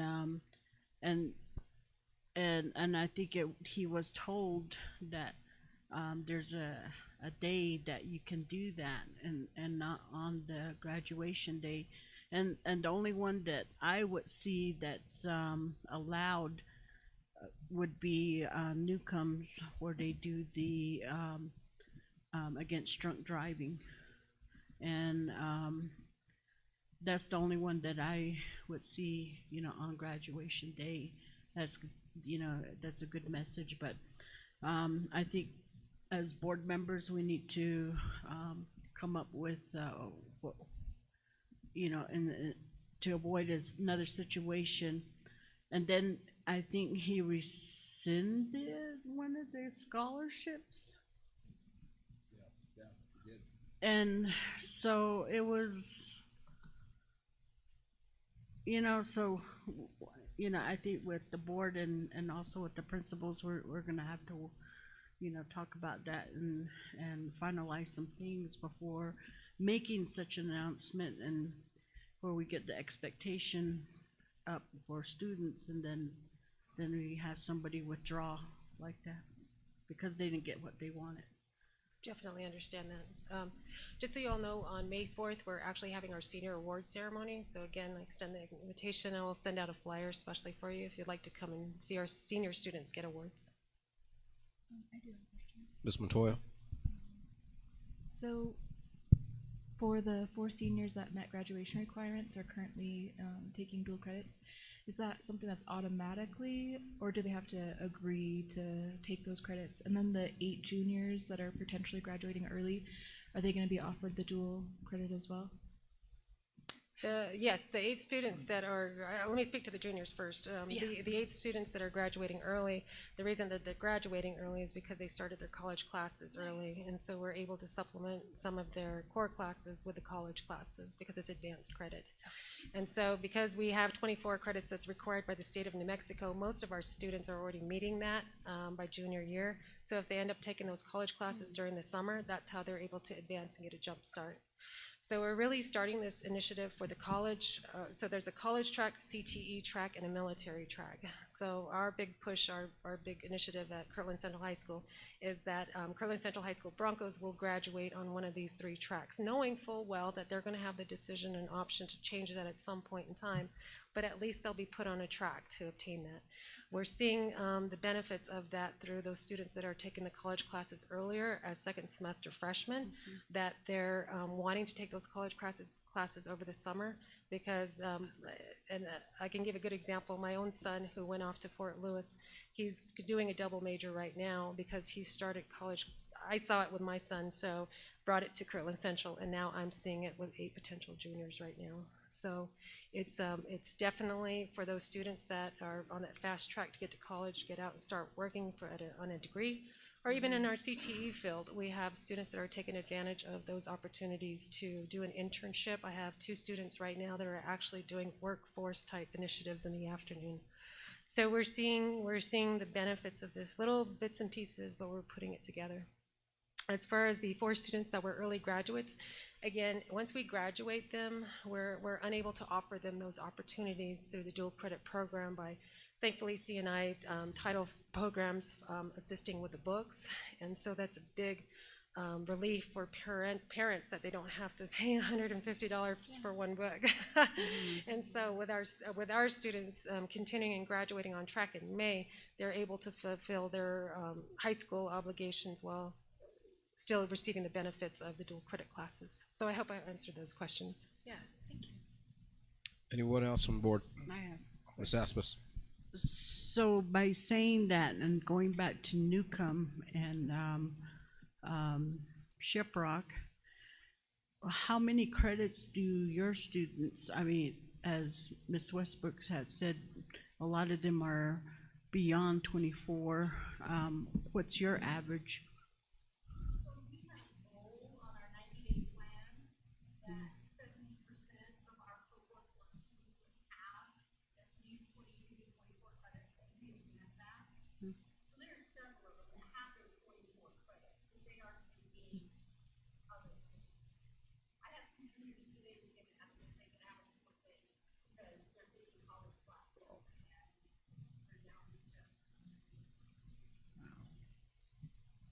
Wow.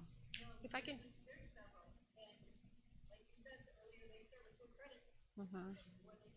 If I can touch on that, one of the things that we've all been doing pretty well is that our CCRs PLC together, and so they're really sharing information.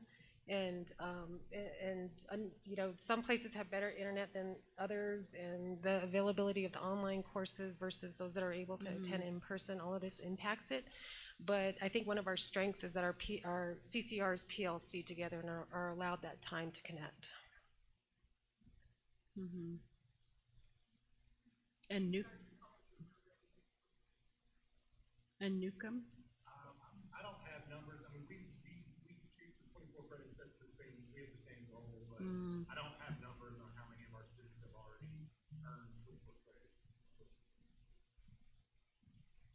Superintendent Carlson, if you could maybe see, kind of research that, and I'd like to know if it's because Shiprock and Kirtland having sort of an advantage, and whereas Newcomb doesn't.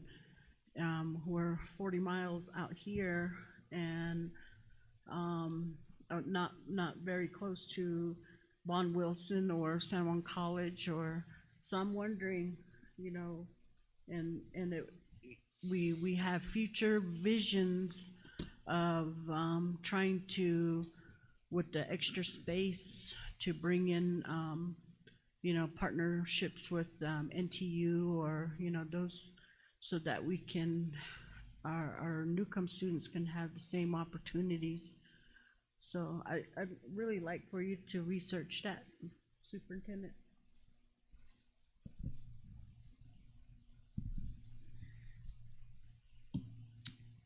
All right, since there's nothing else, thank you. Thank you. Thank you. Career prep. Good evening, President Montoya, members of the board, Superintendent Carlson. I'm Brian Paniawa. I am the principal at Career Prep High School. So currently at Career Prep High School, we have 20 seniors. 9 of them have met graduation requirements as of December. Actually, I'm going to amend that, number 10 met. We had 1 today. I got word. He was on a credit recovery. He passed his last credit recovery classes, and so he was able to attain graduation status today. So we have 10 of them. 8 juniors recently moved from junior status to senior status. So these are juniors that are just starting their senior year right now. So if they stay on track, they come to class and they pass their classes, we're expecting graduation in the fall or next December. So hopefully we keep those ones on track, and we have plans to do that. We have 1 H3, so this is a person who is a junior who actually graduated in December. They were able to get caught up on credits, get ahead on credits, graduate, and get on down the road. I'm happy to say that 2 of our December graduates are already in college, going to San Juan College. And so one of them wants to become a teacher and come back to CCSD and be an art teacher. So we highly encourage that. So that was a nice thing to have this year. So currently 19 students on track to walk in May. And of course, since we're a quarter school rather than a semester school, those numbers will probably change. So when we do our report later on, I can give you those updated numbers. So the interventions that we have, much like the rest of the high schools, it doesn't vary too much. After school credit recovery, we have VLN, online credit recovery. We found quite a bit of success with the VLN program. It offers some flexibility for some of our students, and our clientele needs a little bit of flexibility for whatever reason. Medical reasons, high anxieties, they've started a family already, barriers like work and trying to help out with their family economically. And so we try to provide that that safety network. So what we do for the VLN kids as well who can't come to school during the regular day, we offer night school. So from 3:45 to 5:45, they could come in and they can access our teachers who are working at night school if they need help on some of their VLN courses. So not only do they get the support from the teacher of the VLN course, they can come in and they can get in-person support from our teachers as well. So again, we wanted to provide that level of support. We have a wonderful SPED teacher who provides all kinds of support, member of the community, and that's a really important thing to understand a lot of the families. And having that kind of knowledge in the SPED program really has borne a lot of fruit for us. We have our study skills class. That's our first hour, our first block, and we've kind of revamped that a little bit. And so at the first of the year, teachers are kind of doing their own thing, making progress with the students. But teachers came to me and said, we want to kind of tighten this up. We want a school-wide program so we're all kind of on the same page. And so what we landed on was to have teachers in the morning block, their study skills, meet with their students once a week. And so they have a goal of meeting with their students once a week to go over current grades. And so students, they should know where they're at. They don't always, or they sometimes tell us they don't. But we have that documented meeting with the students. And we instituted that just this semester. And so we're going to take a look at that. We're kind of piloting the program here in a couple of weeks. We'll take a look at it and see what kind of fruit it's been bearing. Teachers will give us feedback. The one thing I love about my staff is they're not afraid to tell me, anything really, hey, it's a good idea, or we should probably do something else, Mr. P. And so I'm expecting some really positive, or honest, I should say, feedback on that program. Inclusion support, of course, that goes with our SPED. We have the SEL, social workers, and one thing that we started, we just hired our wellness room coordinator. So he just came on campus this week. Monday was his first day. And so we have a room that's now dedicated to when students are in an agitated state or students have a bad night. They could come into the wellness room. They can spend 10, 15 minutes there with the wellness room supervisor, kind of get grounded, get in a good headspace so they can learn. That way they're not sitting in class kind of stewing over what's going on. So these are students who aren't elevated to the level where, I need to come in and provide an intervention, or we need to bring in a counselor or something like that. And it's an option other than going to sit in ISS or sitting in my office. So it's a nice calming place. We're ordering stuff for that room. And so having that support for the students I think is going to be really big. We're making this room for the students. We're going to include our students in some meetings as we're planning this out, and the design of the room, the flow of the room, the protocol of the room, and kind of make it theirs as well. Say, hey, how would you best calm down? Kind of asking those questions to the students. So I had a meeting with our wellness coordinator, our wellness room supervisor today, and we kind of are laying that groundwork. And so next week we'll start meeting with students and offer them a time to come in and have their voice be heard in that room. So I'm really excited about that. We also provide one-on-one support. A lot of our teachers, much like at Shiprock High School, will offer time before school, during lunch, and some even after school for students to come in and get extra help. And again, we don't pay them for that time. This is time that they volunteer, and students, sometimes they get mad when the teacher's not available to, they like to go in and they like that help and they like getting ahead, and they like knowing what's going on. We share a CCR with Bond Wilson, and so one of the big pushes that we want to do is start pairing with Bond Wilson a lot more. Sending some of our students over there. Most of the students that I've talked to, with the exception of maybe a handful, are all thinking about the trades. I want to be a welder, I want to be a nurse. We have one student who wants to start his own restaurant, and he already has the name of the restaurant and where he wants to have it at. And so providing that student an opportunity to attend culinary classes before he graduates, help him start up a business. How cool would that be? One of our kids down in Phoenix, that's where he wants to have this this restaurant. We also have a SIT team, our student intervention team. So this is another layer of support. So currently, this first semester, we looked at our H4, so the students who are supposed to be graduating this year with this cohort. And what we do is every week, we pull up the student, we pull up their current grades, and we assign an adult. There's 5 of us now on our SIT team.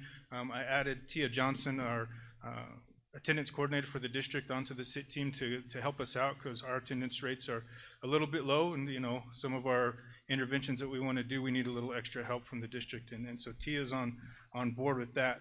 But what we do on those SIT team meetings, like I said, we look at current progress that the student's making. We look at their current grades, and if they're doing well, we just write a note right there, kids are doing well. If they need help, they're assigned an adult. There's now 5 of us. And it's up to us, the adults, to meet with that student, talk about, hey, what's going on? What are some barriers? If it's an attendance thing, what's keeping you from coming here? If it's turning in work, what is it that's keeping you from turning in work? Are you understanding this?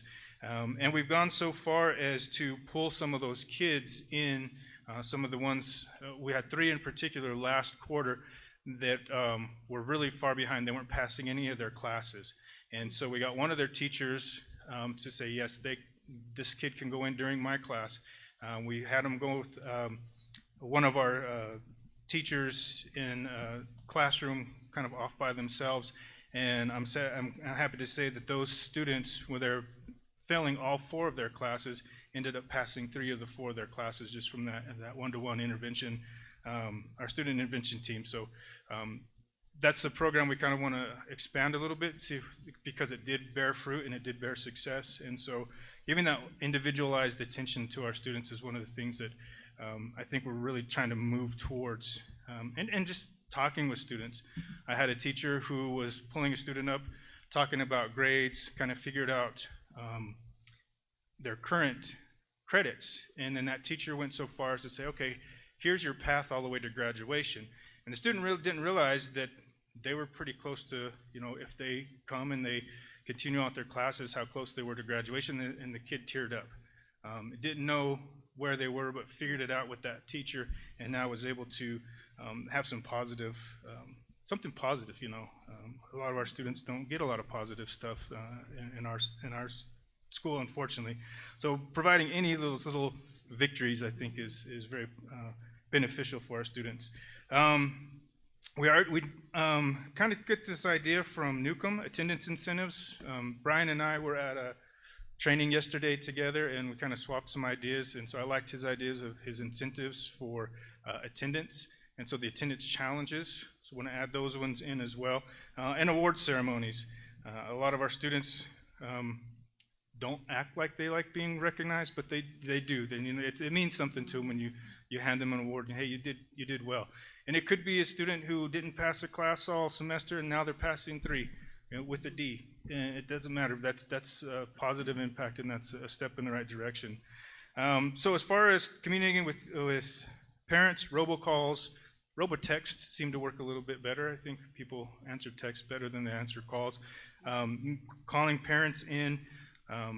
Our senior sponsor had a senior night in the fall. She's going to have a senior night again here in the spring to talk about graduation and sending out senior letters and those sorts of things. And we have quite a few students who are self-emancipated as well, and so I just pull those ones in and have conversations with them on my own. Some who've been in school, we have one who's in age 6 right now, and just coming up with an agreement with that student and starting to remove barriers and having those one-on-one conversations about, hey, why aren't you coming? What can we do to help you out? And I'm happy to say that student, I gave him the goal of passing all 4 of his classes. He passed 3, barely missed the 1. So we talked right after break and said, you still in it with me? You still want to get your diploma and graduate? Yeah, I want to do it. And so trying to move forward with those kind of conversations with those kids, and kind of, it almost, have to take them by the hand a little bit and let them know you're there. Let them know, they got all kinds of support that they probably didn't think that they had. So I think we're moving in the right direction at Career Prep High School. I'm having a lot of fun with the kids right now, having a lot of fun with the teachers right now, and I'm just having fun with the job. So let's stand for questions. Board. I don't. Hello. Okay. I don't have a question, but I commend you for trying different things to see what works. I think often we forget that teenagers, they're not adults, they're kids, they're still developing, and I like your approach, providing more attention to them, and I think that's an incentive in itself, that somebody's paying attention to them and helping them, guide them, and showing that there's care and there's that respect, the mutual respect that you and your staff have for the kids. And I think that in itself is a huge incentive for our kids that are at most risk and most vulnerable. So I commend you and your team for that. Thank you. And I will point out, a lot of that stuff comes directly from the staff. It's not just my ideas, it's theirs. Ms. Aspas? Yes, I think that, well, I don't think, but it's apparent that with your school and these students here are unique. Some of them are already parents, and some of them, as you said, are emancipated. So it's very, very unique situation, and as Ms. Haskey has said, that respect, you can really bring down a person, and especially a young person who's, and I agree, they're still developing, and but you have to be very careful because again, some of them are parents, and so I really it's great what you're doing, and for you to go ahead and go into this role. I toured it last year with Mr. Guillory, and I was really impressed with the creative minds there too, as far as their artwork Oh, yeah. and pottery. I thought that was, shoot, those things are marketable, you know, they can sell. And so I just, and a lot of your report really touched on a lot of keywords that I like hearing. And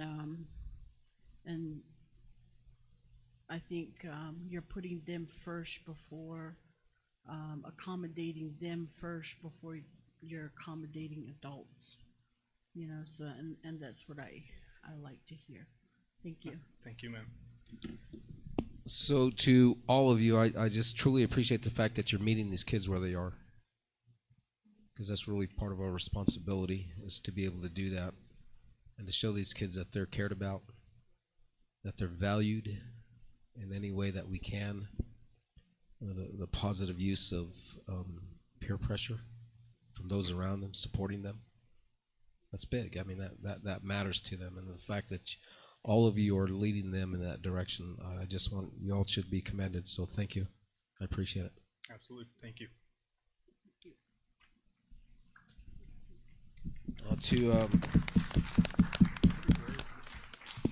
On to item B, MOY Testing Data by Roxanne Lee and Michelle Thur.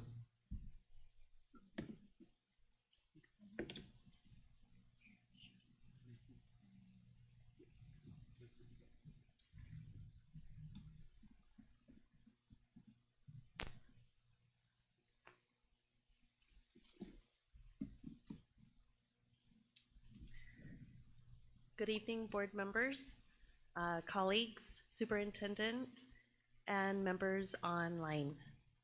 Tonight, I would like to present our MOY data for this year. Can we zoom in on it?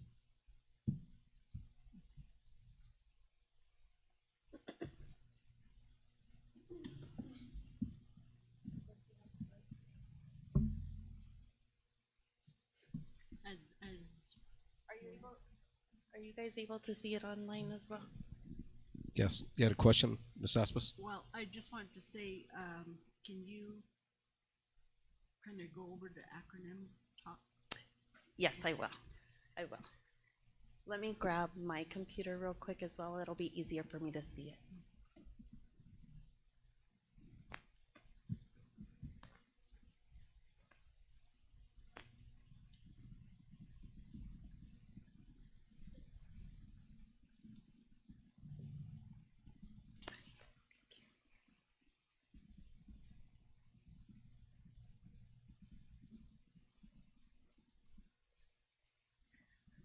Okay, so the first one that we're going to be reviewing is the IMESA. The IMESA is the interim that measures student success at the 3 points of the year, your beginning of the year, middle of the year, and end of year.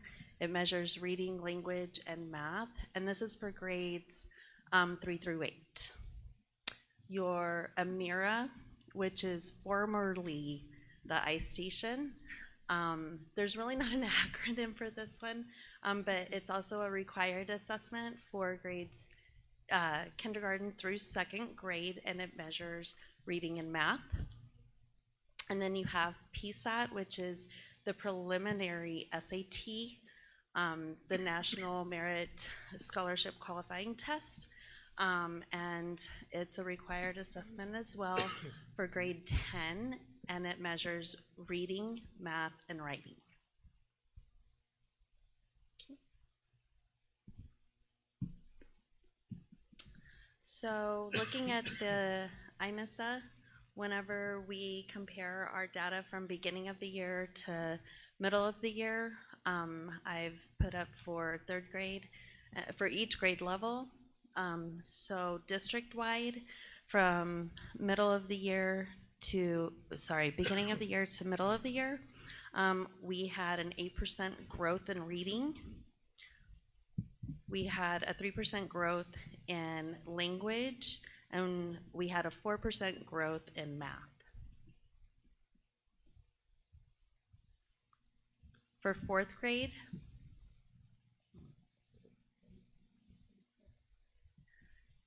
For reading, we had a 16% increase. For language, we had a 4% increase.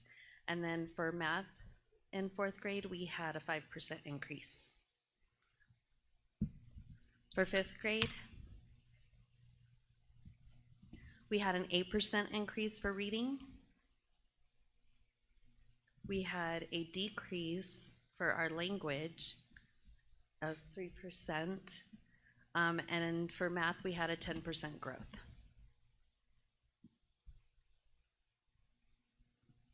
In 6th grade, we had a decrease of 3% for reading. We had a decrease of 4% for language. And in math, we had a 15% growth.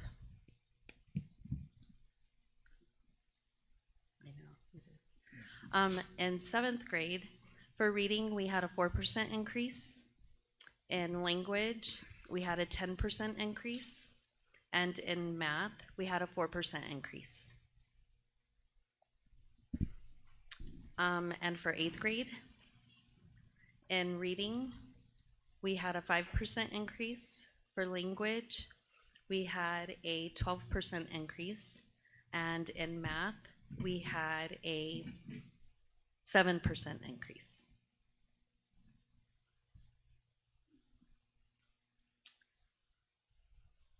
For Amira, this is our K through 2nd grade.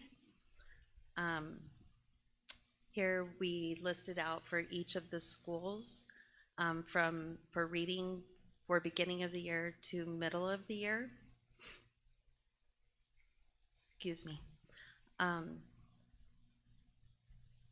So district-wide, you can see that we had an overall increase. You can see the movement from level 1 up to level 5. For middle of the year,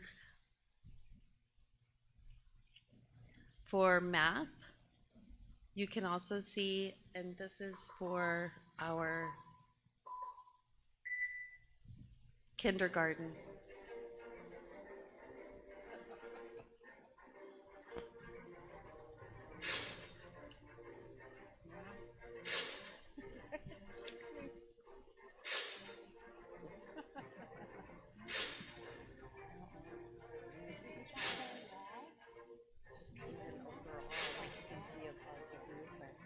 It looks like it's a decrease, but it's really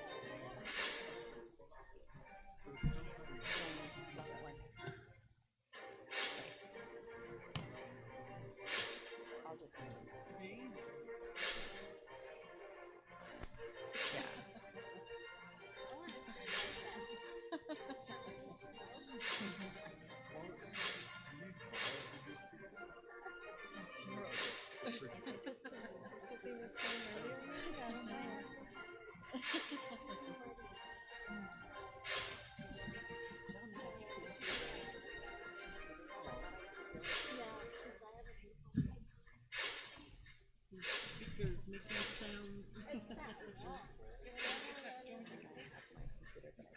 Yeah, if you don't mind. I just got You know where it is, don't you? not for that.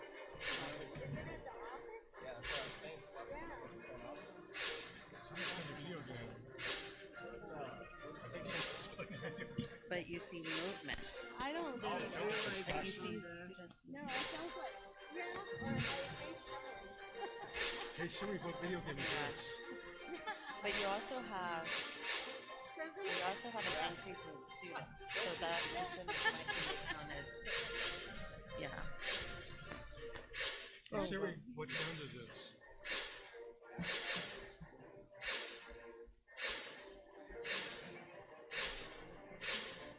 It's someone's video game. Is it a video game? Is it for real? It's Is like a it slash. I don't know video games, so I got this article. Look at the article that I got. Which one? I sent it to you. It came from Derek Leslie.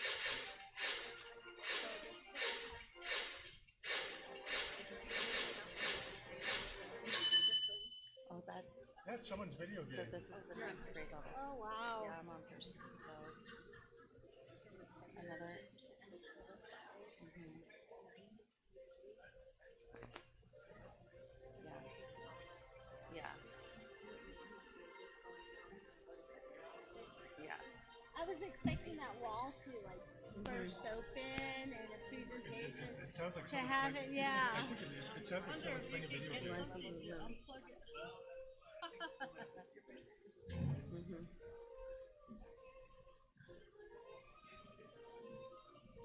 Kill the circuit.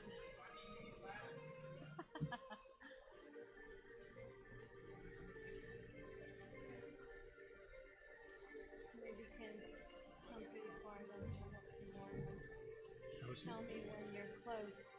I have to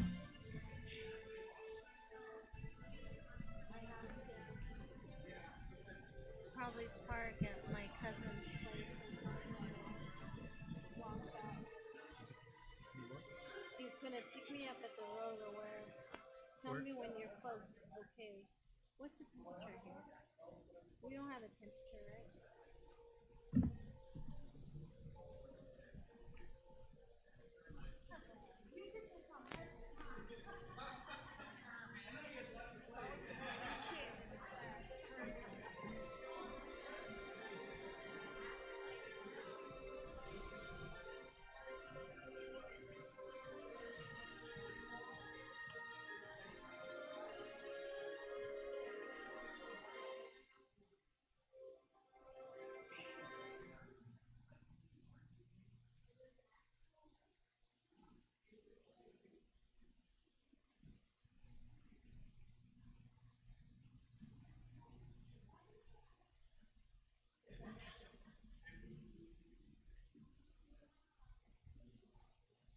Oh.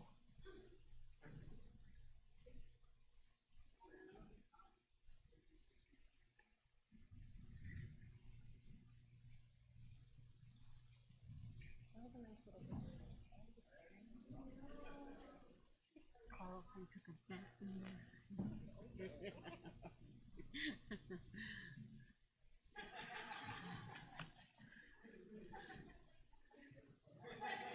Did Steve take a bat in there?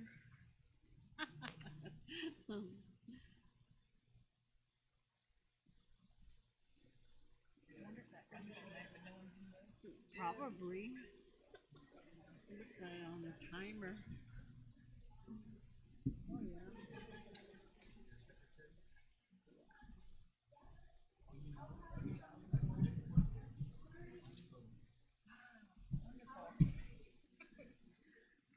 I should have asked you. I had no idea.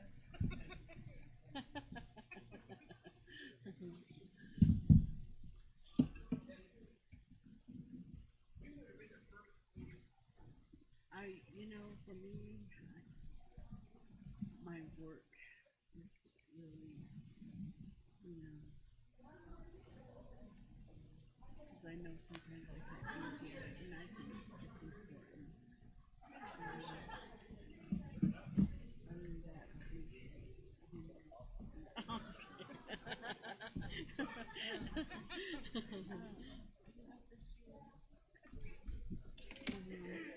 Are we good? Yeah.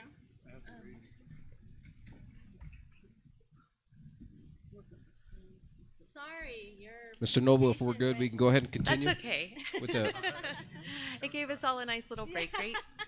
And it was thank you for that enjoyable. entertaining music. Right? I guess. We'll have to try that each time. Okay, so for kindergarten, I'll just continue with the math. Overall, the district had a 10% increase in their math scores. For first grade, district-wide in reading, we had a 3% increase, and in mathematics, we had a 14% increase. And in second grade, for reading, we had a 2% overall increase, and in mathematics, we remained the same. Whenever we're talking about Amira, I do want to point out, though, what we're looking for overall is that students moving out of level 1 and moving up in those levels, and for the most part overall, at each grade level, in each of the areas of reading and math, with the exception of kindergarten for reading and second grade remaining the same in mathematics, you can see a consistent progression of students moving out of level 1, moving out of level 2 to level 3 to level 4, 4 to 5. So overall, you see some really positive data here. Oh, Pete. I have a question or comment, Sure. really quick. Yeah, I was actually looking at the data that's presented. I think your numbers are a lot better than what's presented, because the way, when I was doing the calculations, each school is treated equally, rather than the bigger schools being given a heavier weight. So if that's the case, you have like bigger schools like Judy Nelson, Mesa, all the even EVP Stokely, because their student population is bigger, they should be weighted a lot heavier, because when you do the math, the way it's calculated, they're all being treated equally. So one school, like a school with like a real small school, can actually skew the numbers, and that's what it appears, at least when I'm looking at the numbers. So maybe you need to redo the methodology, so where you actually look at the weight of each school versus each school being treated and average across the board. Because the numbers look a lot better when you actually do the weighting rather than each school just being treated equally. I can work on that for our next presentation for end of the year, most definitely. I will say we do pull this data from what's being reported, so that's how it's being reported as well. So I'm communicating what's being reported from Amira for everyone. Yeah, that's to also hear, for the but I understand what you're saying. It's Yeah. also for the IMESA as well. I understand what you're saying. I can definitely look at that for next time if you would like that. So I guess what I'm saying is, like a school like EVB, Judy Nelson, Kirtland Elementary School, they should be given a much higher weight in terms of the actual district percentage calculation. If so, that could actually bump up our numbers by probably 4 or 5 percentage points. Right, and I understand that, and I can definitely work on disaggregating a little bit better for our school district, rather than just the general published information for you. Mayor? Yes, please. So, I guess for me, I would prefer, if possible, stay away from percentages. Is that possible? Yeah, I could look at some other methods and means of presenting some We're data. not all statisticians. But you know, I think we also have an audience, you know, and so I think it would be good to for myself, I'm not a data person. I loathe looking at graphs and, you know, things like that. I rather it just be told, you know, but some appreciate that, and so for me, I if possible, you know, as you do this, if it could be more real numbers or. Okay, I can definitely look at doing that for ELY for sure. Thank you. Yes, ma'am. The last piece of data I would like to report on are our PSAT scores for our high school students. So in this information here, what we're giving you and presenting you is for each school what the average score was. And so at Career Prep, we had 18 students that took the PSAT, and the average the mean score was a 691, which the highest score could be a 1520 on a PSAT. And then district-wide, our mean score was 770. Yeah, If you go to Shiprock High School, was there a reason why there are no testers for Shiprock High School? There's only one student that tested. But all the other schools, Kirtland, even Newcomb has students who tested. Was there a reason why we had no students take the PSAT at Shiprock High? So this is just what this graph is showing is that it doesn't report on the mean score if there's less than 10 students that scored in that mean ability. So, because Shiprock High School only has one, but then all the others have. The in value is reflected. I did. Shiprock High School only had one. I can go pull the data. I pulled the makeup test. I apologize. I pulled the makeup test during Roxanne's presentation of data. I can go pull Shiprock's and then re-show it to you with the scores. Would that be all right, Sure. members?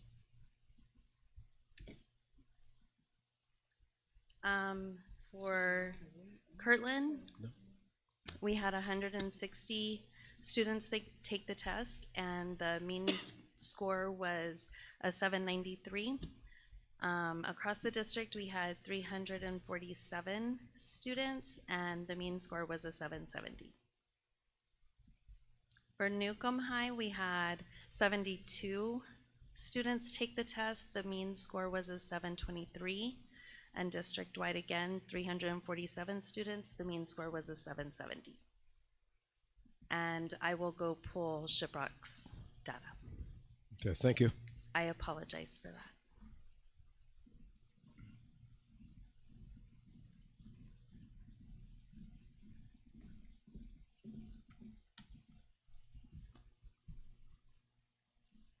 Hello, good evening, everybody.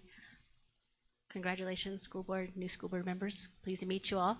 She'ayal Roxanne Lee and Che, Hashklishni and Shlo, Mike Deshkijni Bushichin, Tachitni Dashache, Bitahni Dashanale. And I am from Upper Fruitland, New Mexico, and I'm the instructional coordinator for secondary schools. At this time, I'd like to go ahead and do a little song and dance about IXL. So IXL, it's really not a big assessment or it's more of a progress monitoring tool. So we have the IMESA, and so we have 8 schools that currently utilize IXL. We have one elementary, which is Oho Elementary. Newcomb just recently jumped on board, but there's no data for them yet, as they will probably start theirs either the end of this month or next month. We have Kirtland Middle School, Kirtland High School, TBA, Shiprock High School, Career Prep, and Newcomb Mid School and Newcomb High School that currently utilize IXL. And again, I want to rephrase that this is a platform that's a skills-based platform, and it is personalized per student. And so it's not quite, I want to say, like how IMESA is. And so teachers can either utilize it as a tool for teaching or for testing. Okay, so I want to make that clear. That's the hard to, okay. So with this, the IXL offers skills-based lessons that are short that teachers can use and an adaptive practice questions. This functions both as a learning tool for new concepts and a way to reinforce, diagnose gaps, and test mastery in subjects. And for our district, it's math and ELA predominantly. We also have the features for science and social studies, but at this time it's only math and ELA. So if you want to, yep. So this is the IXL effect, which means that this is a research-based kind of effect in that it's used to make sure that it describes how regular, proficient engagement with IXL leads to measurable, positive educational outcomes for students. And so with consistent usage, such as 15 to 30 questions per week, that's how they feel that their students will get bigger, have a bigger impact on student success. Okay, so this slide here shows that the goal is 60, and then you'll see the 30. So those are per week, questions per week. Judy Nelson is on there. It's not, they're not using it, and so is Kirtland Elementary and Mesa Elementary. Those are elementary schools that do not utilize this. Which elementary school uses this? Anybody? Which elementary school is the only school that uses iExcel right now? Oh, correct. All right, so this is the iExcel effect. We're looking at schools that are asking or utilizing this so that kids ask or are questioned 30 times or 15 to 30 times per week. Okay, so that's this iExcel effect, is we're wanting to see the consistent usage. Okay, so each of these, since it's a skills-based, they'll take the skill, the students will take the tests, and they'll try to master those skills. Okay, so if you roll forward again, that's what this slide means. Any questions? Yes. Go for it. Okay, you pointed out that Judy Nelson's not a participant, and yet from what we've seen, they're excelling, and so why aren't they a participant? Do you have a reason, or? It's a supplemental resource, and so it's up to the principal if this is the program they want to utilize. I think Judy Nelson uses Amira and what else do they use? The NWEA map from Amira and STARS and accelerated reading kind of thing. So I guess this is just a question. I don't mean to be negative about it, but if Judy Nelson is excelling and we all agree on that, and we see it in the numbers, and they're using the mirror, why are we doing iExcel?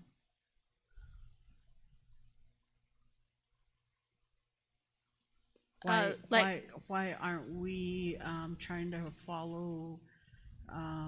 And I get it that we, each community, each school is not all the same, but why aren't we not, as Judy Nelson is using a mirror, why are we not using that? I can't answer that at this time. I'm the secondary instructional coordinator. The elementary instructional coordinator is Miss Jerry Herod, so I can maybe ask that. They might have discussed it, but at this time it was just OHO who utilized it last year. And I can answer that question. So the schools have an opportunity to progress monitor in different ways. They use STAR Reading and STAR Math to progress monitor from month to month. So the one we sent it out to say, here's a program that you can use, but at Judy Nelson they were already using a program that worked. So they were tracking their data beginning or each month. So that's why we didn't make it mandatory, because if you look at their data, their teachers show growth year over year. So we kind of just didn't make it mandatory for them to use it.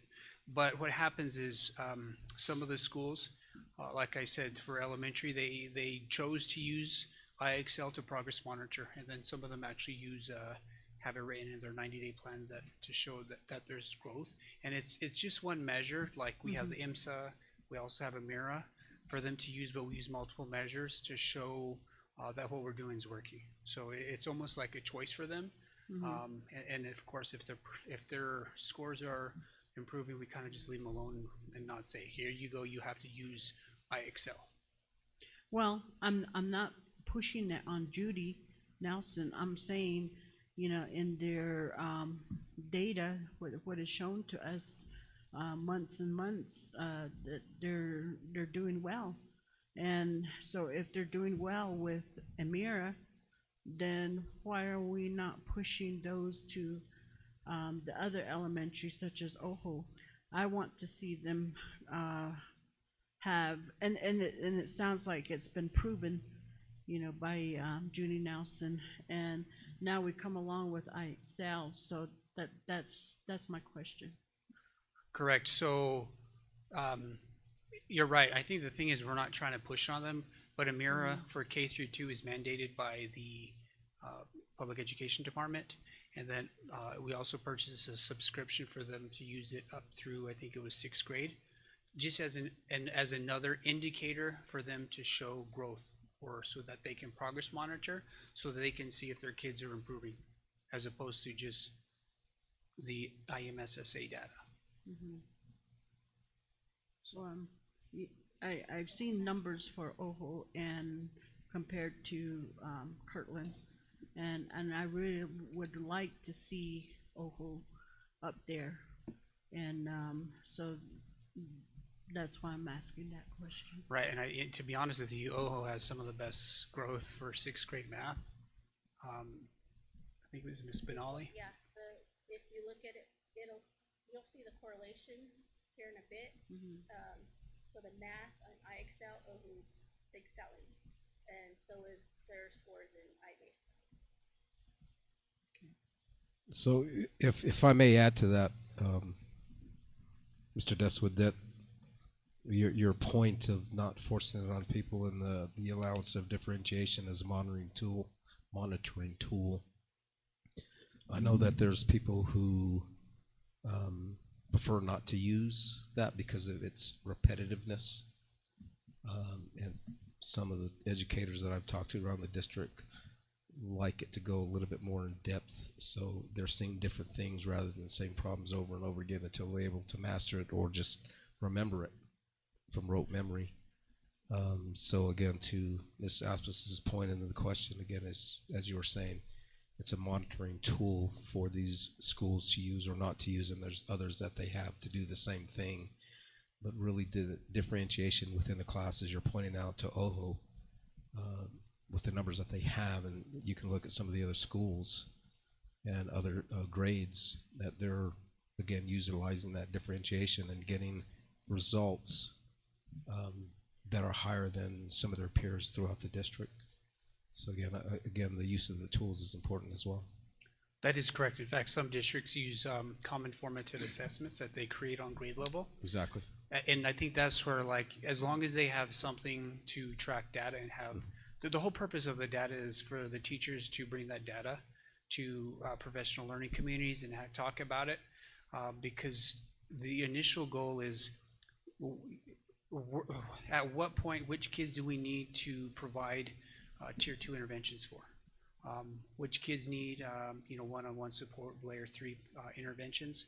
It's all geared to providing and understanding which kids need to be retaught, so that their proficiency goes up from the beginning of the year to the middle of the year. So I know that IMESA data was presented, but if you look at that, there's for 3rd to 8th grade, there's 18 areas that are tested, or reading, language, use, and then math. But if the one the PED really looks at is IMSSA, right? So 15 out of 18 areas, like, we saw growth across the district. Some of them as much as like 10 to 12%. So those are the areas where, and that data is very similar to the trends we've had over the last 3 years. And you look at that growth, and that equates to the NMSSA, which is where we get school grades on. And if in a larger picture, this data is all discussed in schools' 90-day plans. So they're looking at this. In fact, I've been meeting with principals the last couple of weeks, and we've been looking at data because these numbers don't lie. Because I mean there might be some like outliers, but for the most part, if we're seeing 5% growth from beginning of the year to the middle of the year, like, we're seeing that growth at the end as well, because the whole goal for the entire year is 10% growth. So that's why I'm saying, if you look at the 15 of the 18 areas on the IMSSA, like, we've essentially met that benchmark by middle of the year. Ms. Montoya, you had a question? I do have a question. I actually have a student in middle school that's utilizing IXL, and I'm wondering about the data, because IXL won't let you complete an assignment unless you get a certain % right. It will just keep asking the students question over question until they remember the answer to get through it, or it's marked as missing if they can't get through the course. With that and this data that's being presented, how do they determine if someone's like, what was it, highly effective or most effective on the grading scale? Are they taking into the account how many retries over and over again the student has to go through to get through it? So what happens is the teacher will set the mark, maybe 90, 95%. Well, on a Oh, SMART so score, it's- it's 100, Yeah. but that's on the lesson, and then they have the benchmark, like the monthly benchmarks, what they're going through from, I think it was from the 10th to the 20th. So that benchmark score, they're looking at that per the skill. So the SMART score is 100, but that SMART score shouldn't be the grade. It should just be where they PLC about and say the student is at 80, which is proficient, but the mastery score is 100. Okay. And just to add a little more, and to look at that too, like remember is to provide, so if you look at an 80 and if the student gets an 80, the teacher would not essentially focus on that kid. It would be the kids whose scores are below a certain threshold, and then they'll provide support or reteach a lesson or concepts in a smaller group. That's where we talk about tier 2 intervention, because it's a smaller group. If we talk about tier 3, we have after school tutoring, which is one-on-one, and that's where we have funding from our OST program, and then we pay teachers like who can tutor their kids a little bit, like in the smaller groups. So like, I know whenever I was a teacher, anytime I told a kid, come in during lunch, come in during breakfast, come in after school, I used to do it for free, but now that OST funds can pay the teachers to do that. Yeah, so, oh, go ahead. I was gonna say, go ahead, continue. Okay, so that SMART score is the algorithm that they use. So if the student did really well in January, then it's going to kick it up a notch in February, and then it's going to kick it a notch up in March. So the mid-schools, Kirtland Mid School, TBA, and Newcomb Mid School, their testing windows are about 10 days. And so during those testing windows, they test majority of students in both ELA and math for 7th and 8th grade. And OHO does theirs 3rd through 6th grade. And then the high schools, they only do BOY, which is beginning of year, the MOY, and the end of year, with the exception of career prep. Career prep, they did theirs, actually they're in session now, so it's in progress. And then, so they'll do those each month. So they're the only high school that does it monthly. So that's how I kind of personalized it for the schools, or tailored it with them. And the principals let me know when to open those windows for them. So the most part, it's only the 3 mid schools that are the same. And then career prep's kind of on their own. And then OHO is a little bit separate too.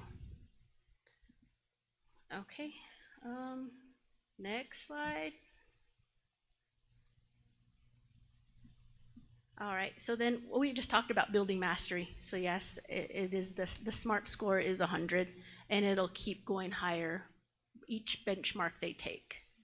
And so the next one is the questions answered per week by grade level, and that's the district-wide. So you see the grade levels there. We are utilizing this program a lot better than what we did last year. So we are rolling with that if there's any questions. So questions answered per week, district-wide.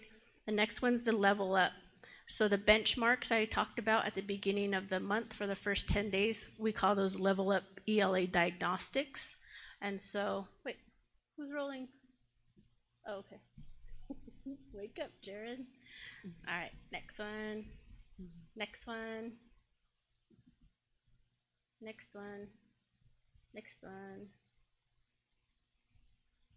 All right, so these are the level up diagnostic results for the entire district. If you go one more, Jared, and then that's for grades 3 to 5. So, and then grades 6 to 12. And if you go, those are overall ELA levels. Next one, Jared. Okay, that's the elementary benchmark. So this is OHO elementary by grade level. So that's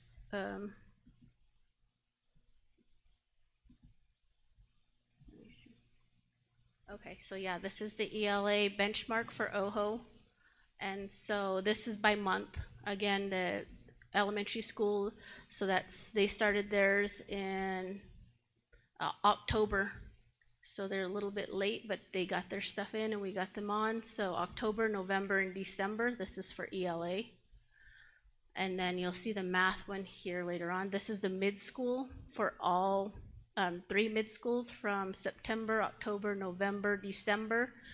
And you'll see it drop only because it is in progress for January. So it's just in progress. So that's the benchmark for ELA for the schools. And then here's the high school. Again, they did a BOY and a MOY. This is for Kirtland High School, Shiprock High School, and Newcomb High School. Okay, and then go ahead and go to the next one. This is for ELA again. Then we roll into math. The math benchmark for OHO. Oh goodness. Somehow we skipped ahead. Did that skip ahead? So the math diagnostics, they should just, yep, that one there. So that's the entire district there. And then if we roll ahead again for the math, you'll see the OHO math. And OHO did really well with the usage. If you saw their usage for the 30 questions, they were almost at 60 questions per week for math. And so that was quite interesting right there. And then go ahead and go for mid-school. Mid-school math, again, it's increasing. That January is in progress, so it kind of nosedived just because it's in progress. It will close on January 20th. So that'll look different. But the math for the middle schools, for all 3 schools, are increasing. Okay, go ahead again, Jared. Then we'll get into the high school. So again, high school, BOY, and MOY for math. And again, I wanted to reiterate that this is a skills-based platform and it is a supplemental resource. So, and it does focus on teaching aspect as well as learning. So the teachers can get into here and do real-time engagement with the students and work on their skills and focus on mastering for those skills. The SMART score system is to 100, so students could progress track and do all those great things with it. So definitely skills are reinforced, and it also helps for test prep, such as the ACT, SAT, NWEA MAP scores. So, any questions? Any questions from the board? Just real quick, based on the data that has been presented, are there any areas of concern or schools of concern that need to be focused on and prioritized when it comes to the information that's been presented? Yes, if on each of the skills, if PLCs can go deeper into the skills, so that each one of the standards, so you can pull a standard from those and you can actually see which standards are the weakest and which are the areas that they're doing really well. So I didn't pull that one, and I can if you'd like me to, but that's the area, those are the areas that if you go into those red and green bars, like on that one, it'll show you the standards that one can focus on.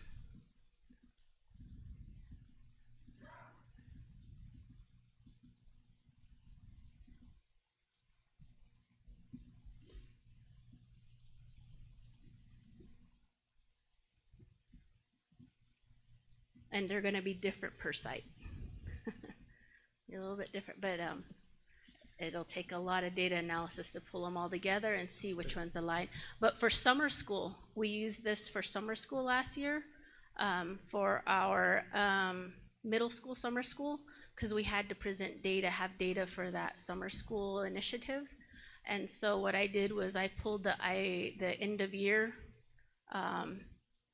NMSSA score results, and then core did the triangulation between the standards, and then we were able to utilize iExcel to create the benchmark for the beginning of year, or like pre-tests, and then we're able to use it for post-tests. And that's the data we used for, I think it was one of the Title I summer school initiatives. So that worked pretty well. Anything else, Mr. So? No. All right. Thank you. You all have a wonderful rest of your evening. Got a question. Oh, go for it. When he was talking about he didn't say the word, but deviations between locations. Those are my words.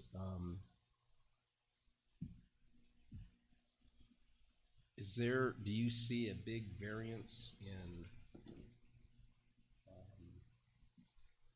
I would say, I guess I'd use differentiation in some of those subjects, because when you look specifically, and I know there's some, you're looking anywhere between within the math or the language or the reading, some of the changes are anywhere from 5% to 15%, and in one case in the 5th grade, 27% difference between one school and the other for the middle of the year.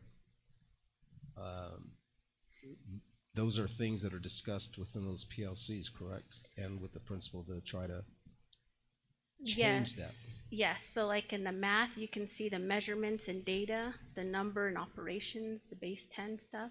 So those would be some of the areas, the topics that they could utilize in PLCs for. Yeah, and I'm specifically looking at the IMESA scores in general, because there's a couple of them there's a huge variance between some of the schools.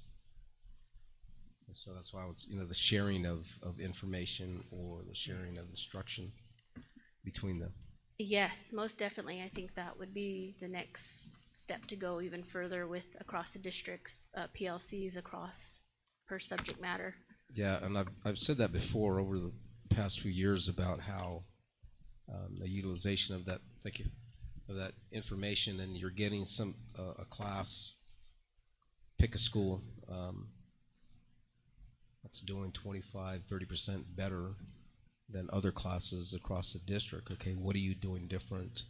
What kind of differentiation is being utilized? Definitely. And that's why I'm asking, is that kind of information being shared? Yeah, they do it in the PLCs within the school, but not across the district. Not across the district, exactly. And I know I've made mention for that too, because success is success, irregardless, and maybe something can be used and applied. Definitely, and I think we could probably go in that route or in that direction when we start doing the pacing guides and the curriculum, the scope and sequence is looking at this a lot more strategically. Absolutely, because again, if you have somebody that's very successful consistently, there's got to be something different that they're doing and applying that differentiation in that classroom. What is it? What are they doing? How are they applying it? How are they utilizing it? And then again, are we sharing that information across grade levels throughout the district? Okay. Can I help answer that? Sure. So one of the things that's preventing us from sharing best practices district-wide is the amount of green PD days we have. So I think as a board, one of the things that teachers and principals are constantly advocating for is to have more professional development days, or early release days, so that we can bring grade level teachers together in PLC across the district and share best practices.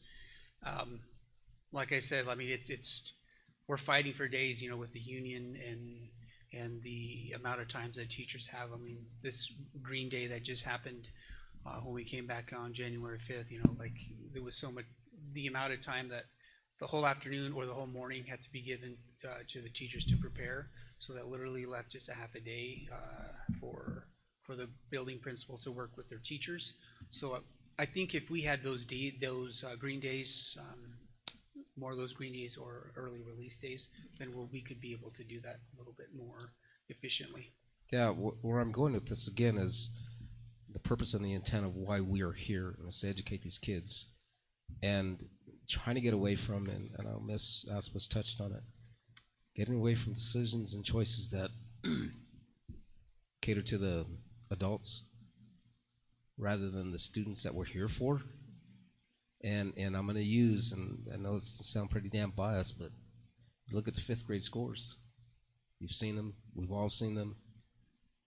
A 27% difference in middle year reading between Evie Stokely and Judy Nelson. What are they doing to get that much of a difference in that classroom versus everybody else? And you go down the line and it's, 14, 25, 23, 12, 32.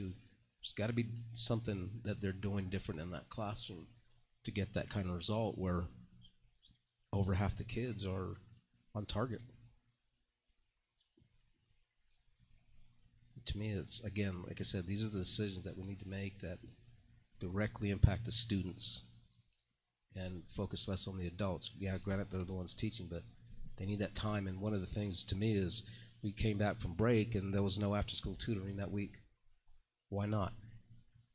See, or how many hours can we get with these kids? Is it 2 hours? Is it an hour and a half? That's why I asked the question with one of the high school principals. How much time are you getting them? Can we do a little bit more to help these kids? That's my point. Thank you. Yes, please.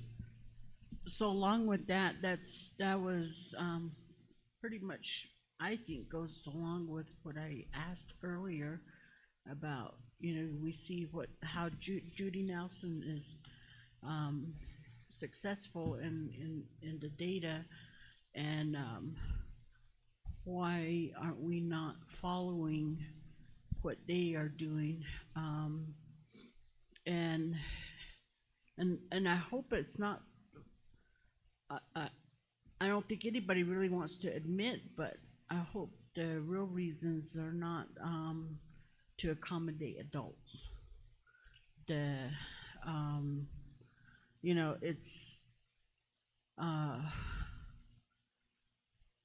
from what I gather, the principals, are pretty much the ones that run. There's the CEOs of their building, and everybody wants that recognition of what, but sometimes we overlook, like, say, even an individual teacher. We see the growth, we see the successes, but I don't know why it doesn't, people can't go and commend. But when there's discipline or anything, it's okay, we're gonna do this right away, but I think before all these things came out, like IXL and Mira, and we've had to count and have confidence in the teachers. So now I believe that's kind of what I gather from President Montoya's question there. Thank you. Anything else? There's nothing further. Thank you. I appreciate it. Thank you. On to Overall, just really look, the numbers look good. item C, legislative priorities, upcoming sessions by Superintendent Carlson and Jermaine Chappelle. Thank you. Thank you for that, Board President and members of the board. So I gave everybody, and I know that there's people listening in, and I've asked Sharon to go ahead and project there's one of these documents. I've given everybody on the board some paper. I generally don't do this too much because, as Mr. So might remark, it is all in the packet. It's there in the board docs. Yep. But however, for the people who are here, I just thought maybe we could just look through a few of these things. I did speak with Attorney Chappelle today, and we kind of agreed that I would talk about some of the things for the New Mexico legislative session coming up. And then she would go ahead and talk a little bit about priorities on a national level. But mostly we wanted to be able to open it up to board members for some comments and questions, so that if there's things that you all want to talk about, that you have the opportunity to do that as well. So the documents that I provided, there's actually 3. The first one is from the LESC, and it's from late December. It's which LESC, by the way, for everybody listening, is a Legislative Education Study Committee, and that's a group of legislators and folks who are contracted by the state of New Mexico to give suggestions to our legislators, and they come up with a platform every single year. So that's the first one. The second one was a legislative report, which I actually sent both these 2 things to the board via email, I think a week ago, almost a week, I think probably last Friday. And it talks about some of the same things, so I'm not going to go over both of those documents, but I'm just giving it to you so you have it. And then the last document is actually New Mexico School Superintendents Association and New Mexico Coalition of Education Leaders. It's NIMSA and NIMSEL legislative priorities for this upcoming session, so that you can see the kind of things that superintendents and educational leaders throughout the state are advocating for. And I'm not going to go through all that because it just kind of lists priorities, but I gave them to you so you can look through them, and if you have any questions on any of them, or you may want to make comments on some of these priorities or some of the proposed legislation, that you have the opportunity to do that.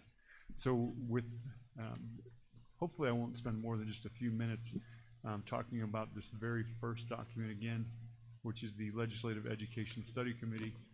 Some of the things that were highlighted here, the very first one is something that I don't know how this board would necessarily feel about it, but this is a bill that was introduced last year as well, and it didn't make it out of, I believe, the first committee it went to, and that's suspension of individual school board members.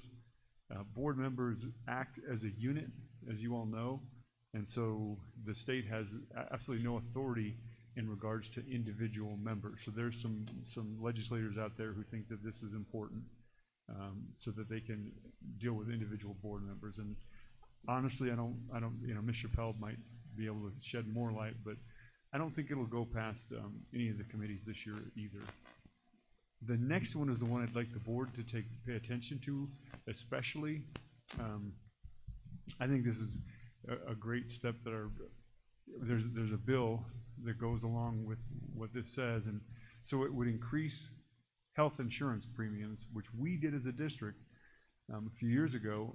So the district would pay 80%. Well, the state would do that across the state, and so instead of what currently we have, we take 60% and employees pay 40%, but the district or through the state would pay 80% with this bill.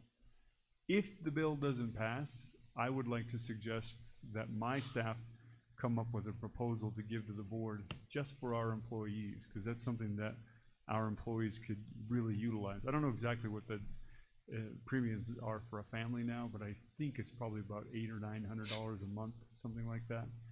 Cut that in half. So instead of paying that much, they would pay $450. Mr. Montoya, you're nodding in agreement, but I don't know if the numbers are correct or not. But so it's around those lines, right? They're high. They're okay. Well, that's So, about all you need to know. so right? I'm gonna make a snide comment. Okay, you're the president of the board now. You can go ahead and do that. Your prerogative. Not to be rude, but that first one, I guess if they can challenge and pull individual school board members, we can challenge and pull individual state legislatures too, then, huh? You don't need to comment. I'm just saying. No comment. I'm speaking out loud. That's all. Thank you for that. I think that's something that needs to be said, and I don't know if this will lessen that knife in the back, but even as a union employee, we have had our premiums increased as well. And usually, to me, that was kind of unheard of, because usually with unions, you try to they try to negotiate, you know, the lowest and then increase benefits. Neither happened. So I don't know. I think it's a national issue. But yeah, if our legislatures and you know the years that I've seen and were, as Ms. Husky had encouraged the public, you know, to voice, to be vocal, to vote. We need to start looking at the legislatures as well. On, you know, it was said during one of the LESC meetings in Gallup that 2 legislatures just sat there. Well, actually one, which was a state rep and then also a senator, and they sat there not saying nothing, as if all is well on the reservation. And I think you know, those that are elected, they should be up there, they should be up front, they should be advocating. And it doesn't help to advocate when they, cause I tried to join that LESC meeting at that time, and they wouldn't even let me in, they had it locked. So, you know, there's some shenanigans going on there, and I don't know if those are tactics, but that needs to be said too.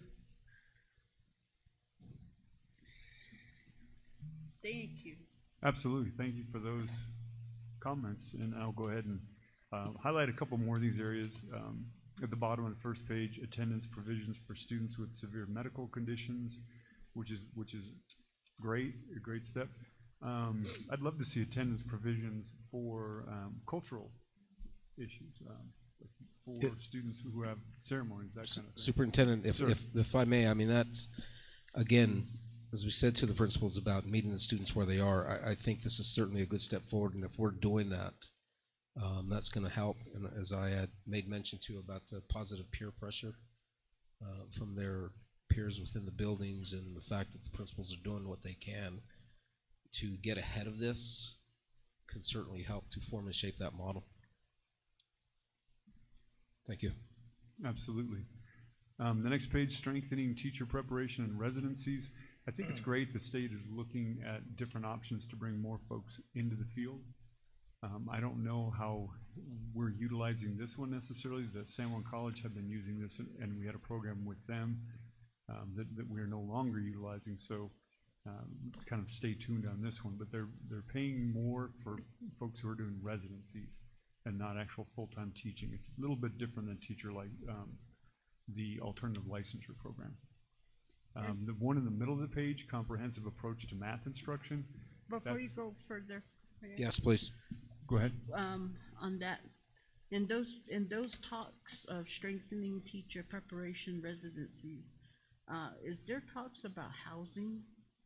Yes. Okay. That is something that it's actually on a different one of these. But yeah, there's a teacher housing one as well. And that's one of the ones I believe, if I'm not mistaken, is being advocated for by the NMSSA and the NMCEL, the NIMSL. Let's see where that one is.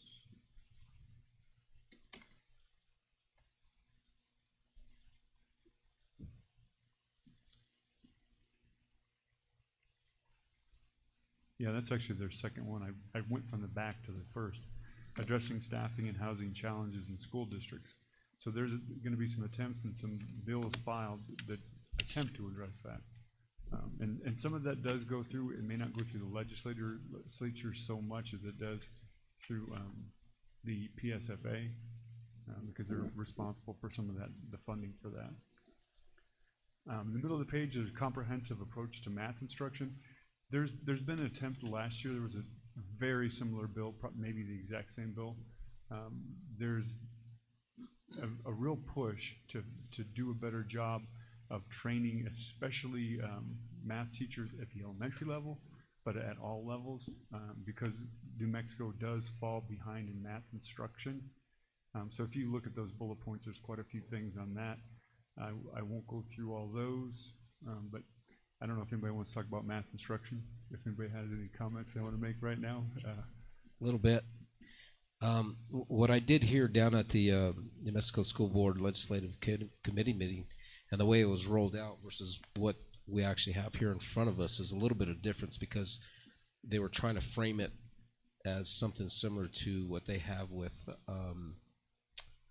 the letters program, that the state picks a math program and everybody is run through it just like they did with letters.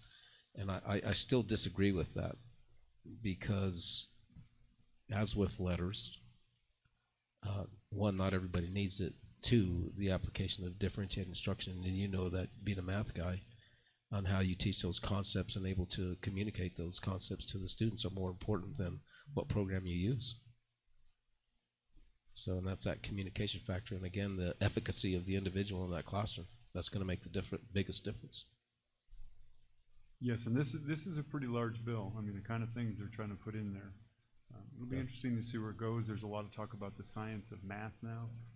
We were talking about the science of reading, which is, you know, kind of juxtaposed with the reading instruction that happened 20 years ago. Kind of the pendulum swing back to phonics and phonemic awareness and everything. And with math, you're like, what you like is more of the rote learning, and it's kind of going back to, you know, less of this math talk in the classroom and more of this learning the concepts and being able to do the operations. So it'll be interesting to see how that plays out, because I know there's rhetoric on both sides. So, and I, honestly, you know, I'm not going to go for one side or the other. I think middle ground is where we should all really be. Anyway, so on that back page, there's a similar literacy instruction supports, once again, trying to bolster literacy in our state to bring us out of the gutter as a state. Then the next one, Office of Special Education, that was in there last year. That's our administration, New Mexico administration has created an Office of Special Education, but it has not yet been codified, and they would like to see that happen before this governor leaves office, because afterward they might just say, we'll put that right back in with the PED. So we'll see what happens with that. I don't know if anybody wants to comment on that. I imagine Joel would like to comment on that, but he can't. He's over there. And that very last one, the Universal Income Pilot Program, I find that very interesting. And I hadn't realized that. It's not really an education one, but it's interesting that our LESC is endorsing it. A 2-year pilot program to evaluate the financial impact on a low-income pregnant person of providing a universal basic income of $1,500 per month from pregnancy through the first year of life of an infant. That's something that, like I said, I mean, it's different, and I didn't realize that was in there until I read this. And I don't know if anybody wants to comment on that. It's not like it's not an education thing so much, but so that's yes.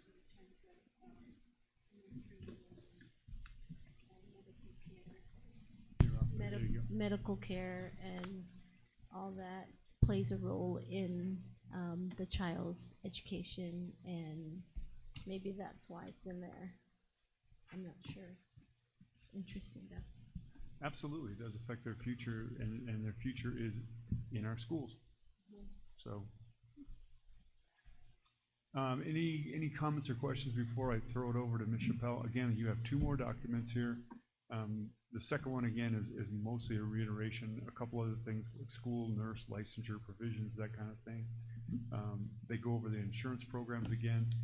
They go over the math again and literacy again. And then the last document details the priorities, again, of the NMSA and the NMSOL. So, comments, questions before I have Ms. Chappelle jump in? The board, is there anybody? Is there any comments, questions? Yes. Ms. Asmus. On the special education, you know, I hope it's said and that I hope it just doesn't die, you know, because there's a change in administration.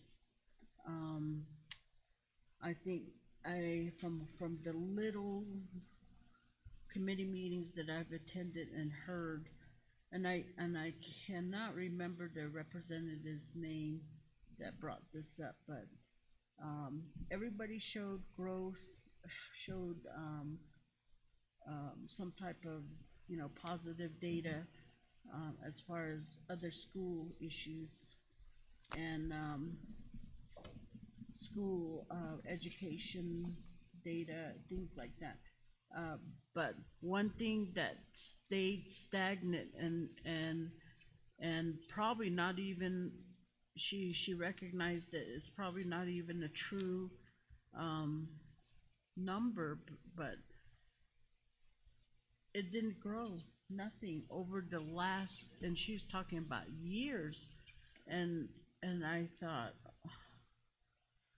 we are really leaving these students behind, you know, if and then I'm still uneducated as far as how all of this works, and I would like our district to really have a thorough explanation for our parents, and then not only that, for us as a board on how these students are serviced, and to give me confidence that we are not ignoring them, we are not doing less for them. I've heard in the past how principals kind of frown upon having an IDEA student, IEP, in their classrooms and things like that. But, you know, that goes back to what I've been saying this evening about accommodating the adult instead of the students. And I would really like a breakdown on how these students are serviced. Is there's, you know, I still not clear on it, and I'm trying to get into discussions, but they're during my work time on the web, and but I sure hope this, you know, because more and more we have a lot of students that are IEPs, and then we have some that are IDEA. Thank you.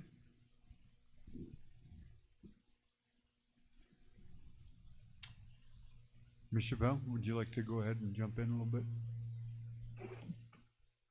Good evening, board members and community. We just wanted to let you know that NIEA Hill Week is February 10th through 12th. And we do recommend attending that and advocating, especially with our federal grants and funds, most particularly, obviously, Impact Aid and JOM, but then McKinney-Vento and all the other ones. So we just really want to have a strong presence this year is our recommendation.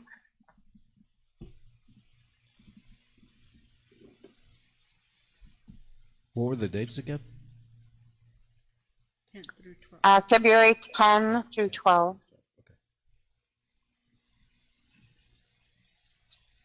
I mean, obviously NISA is also coming up. So that's another factor. I think that's in March. And I'm not sure that's in DC this year. I think it was going to be out west, so we can find out more about that too. Ms. Chappelle, can you Yes, hear ma'am. me? May I? Sure. That I think NIA is from February 9th through the 13th or the 12th. So I was just talking, yes, ma'am. I was just talking about Hill Week itself, which Oh, is published on their website as from 10 to the 12th. But yes, they do have some expanded programs also that aren't Hill Week. Yes, ma'am. That's true.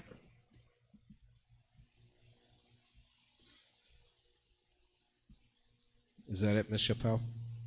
Yes, sir. That's it for the federal side of things. Just want to keep consistent. Okay, thank you. Passed already. That really talks. Yes, sir.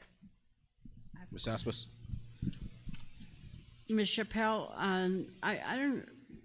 I guess this is something that, I know you haven't been asked, but with the lobbyists, do they pay attention to federal, on our behalf too, or is it just state? They are primarily state, although we do talk about federal issues, and especially as it impacts our state funding issues. But they are not federal lobbyists. No, ma'am. And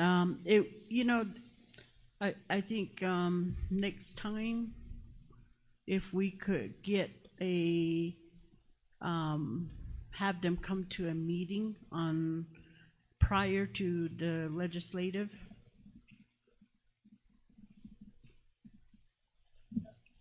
Say February, I think it's next week, and it would have been ideal to meet with them and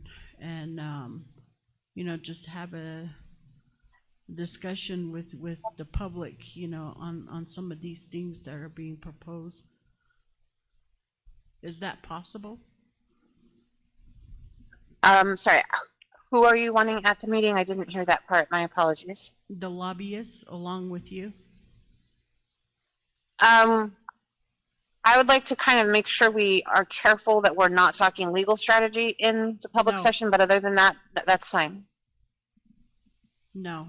Yes, ma'am. Just the overall, to let our audience know this is the steps that we take. Yes, sounds very helpful. Thank you. Okay, if there's nothing further, we can move on to item 8, reports and possible board action. A, unique trip request. Kirtland Central High School JROTC Leadership Camp, Bellemont, Arizona, April 23rd through the 26th, 2002. By Chief Warden Officer. Good evening, board members. Oh, sorry. Go ahead. Sorry, sir. Good evening, board members.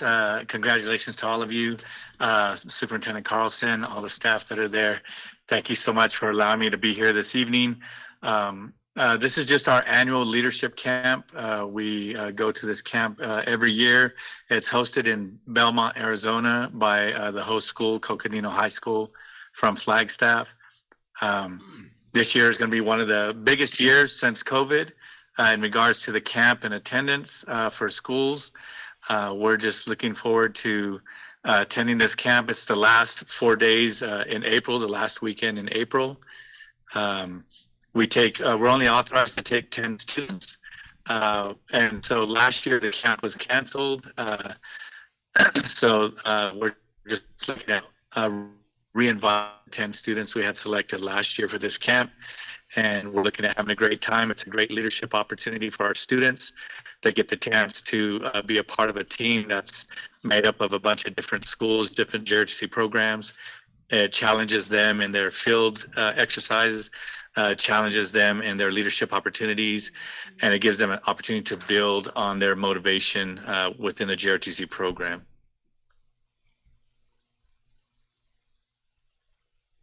Any questions, pending any questions about this request? Question from the board?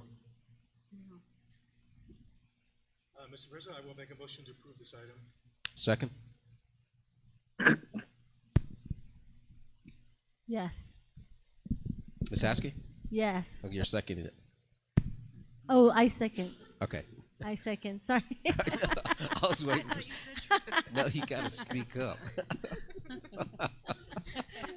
I'm just looking at you. I'm watching the gestures. I'm like, wait a minute. Somebody say something. All right. So we have a motion and a second. Vote a roll call. Ms. Haskey? Yes. Mr. So? Yes. Ms. Montoya? Yes. Ms. Asmus? Yes. And I vote yes. Pass 5-0. Thank you. On to item B, 2006 National Youth Tobacco Survey by Monica I apologize. I'm not going to pronounce your last name. And Karen Cullen. I don't want to mess the name up. Fanari? Is that correct?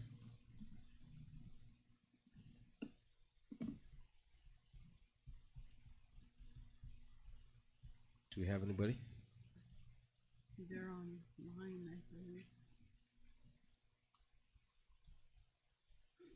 Are they online? Do we have anybody online? Testing 1, 2. Board members, Superintendent Carlson, we might have not been able to get them an invite link to this meeting. We could maybe push it down further to see if maybe someone can hop on and reach out to them to join this meeting. Okay, now if that's the case and we don't have them here at this point in time, let's go ahead and move on to item C.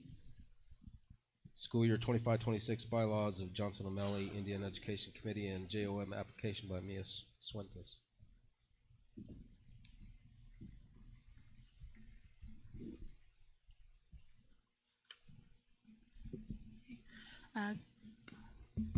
Good evening, Board President Montoya, Vice President Montoya, Secretary Aspez, Board Member So, and Board Member Suzette Haskey.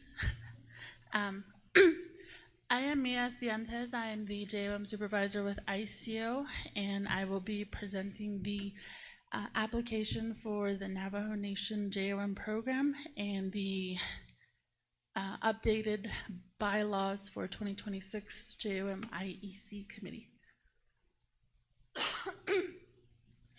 Okay, so the first slide, it's going to be in regards to the Navajo Nation general funds from the Navajo Nation budget that was passed in fall 2025. The allocated amount was for $255,524.10. The timeline for this grant is going to be following the Navajo Nation timeline of October 1st, 2025 to September 30th, 2026. And the student count for this grant is for certified Navajo students that amounted up to 3,475. Next slide would be the education plan. So the education plan that we utilized is an extension from the current 2025-2026 current contract, sorry. And the first component within that education plan is the cultural and linguistic responsive classroom, which is for direct student instructions for pre-K through 12th grade. Component number 2 is connecting colleges and communities for secondary 6th grade, excuse me, 7th grade through 12th grade. And then component number 3 is parental cost services for parents, assistance for educational expenses. Number 4 is JOM administration. And then number 5 is Indian Education Committee. So these components, they all have goals, they all have objectives that meet the needs of students, parents, and teachers. So next slide. To further provide services for direct student instruction allowables, such items include supplies and materials and equipment are purchased for instruction with a focus in CLRI, artifacts and resources, ELL, ELD materials. We provide college and career readiness STEM student leadership, student field trips for local, extended, and national out-of-state and of-state field trips. We have cultural presentations and assemblies that extend to the holistic services for schools. And then cultural food demonstrations, for an example, the event that happened in Nashchitty. And then we have parental cost support, and some examples include cap and gown, traditional attire, indirect student costs. That cost covers a variety of items such as student fees for lost or damaged items, upcoming student deposit on field trips, after-school programs, dual credit programs, and then any additional support with student activities and workshops that fit within that plan.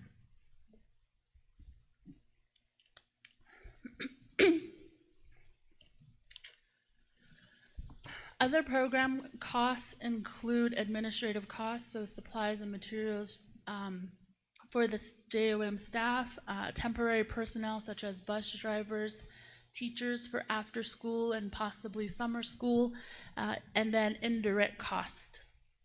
Also, any additional support that extends to Impact Aid Indian Education, New Mexico PED Indian Education, the Kellogg Safety Net programs, and the BMEP program, as well as the Community Schools program. So with that said, it leads me to the second item on the list. Part of the extension is having our Indian Education Committee reconvene to monthly meetings instead of quarterly. Just a reminder that our federal funding was cut for this school year in comparison to the previous years, in which case we had to dial back on a lot of our meetings. And so the bylaws remains as from last year's approval. And our bylaws, for the audience, is are articles that the IEC follow in terms of roles, responsibilities, duties, purposes, conflict of interest, voting rights, duties of officials, election of officers, their terms and vacancies. And so the only changes that the IEC and the staff at ICO made is on page 6. So page 6, section 2 reads regular meetings. The only changes is one word. Regular scheduled business meetings are to be held quarterly, and that'll be changed to monthly for the remainder of the year. So we've only met twice in the fall, so once February begins, we'll be able to meet February, March, April, May, June to continue to have our IEC updated with JOM related activities. If Dr. Brigade doesn't have anything else to add, I stand for questions. Thank you. Question from the board? Yes. Ms. Aspis. I really did not want to ask a question. I was trying to keep my mouth shut, but you brought up this, you know, this monthly or the quarterly arrangement. And this question, I have to pose it to Jermaine Chappelle. Is she still on?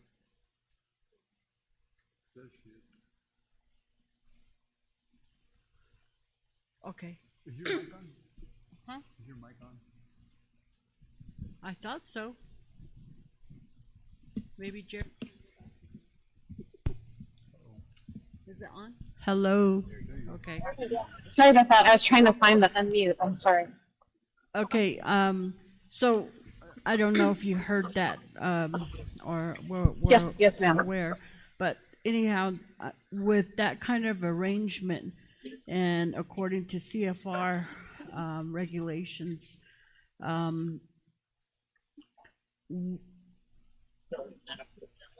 and I think CFR, does it state that it's monthly? And then, okay, if they do state monthly, then, and if an arrangement like that happened quarterly, should the board have stepped in until funds were restored and then hand it back to the committee?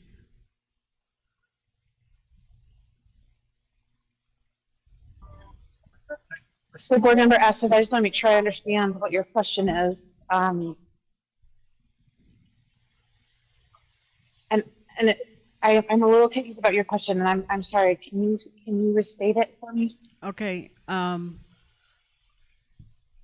Actually, I want to ask Ms. Haskey, but I, I think that would be a conflict. But what I'm asking is the arrangement made of having quarterly meetings with IEC, and because of the funds that were held back. Okay, in that time, should the board itself been responsible for that time in between and to keep up that monthly criteria stated in, if it's stated in CFR? So it's been a while since I've read that CFR's provision, but I do not recall it saying it had to be monthly. It just, as I recall, it talks generally about making sure you have involvement and participation from parents. But Secretary asked us, what I would like to do is go back and check that. So that's answer one. I don't think there's a monthly requirement. And then answer two, I don't think the board would have been required to step in, but I do think that could have been an option if the board wanted to do that. And I can definitely come back and talk more about this next time, because I want to make sure I answer your question fully. Maybe in the future we need to put that on and discuss that, because as I've stated before, IEC is only an extension. They are not the board. They are a subcommittee, and then you have important. I feel money's exchanged and spent, and yet no oversight. So for a couple of months, and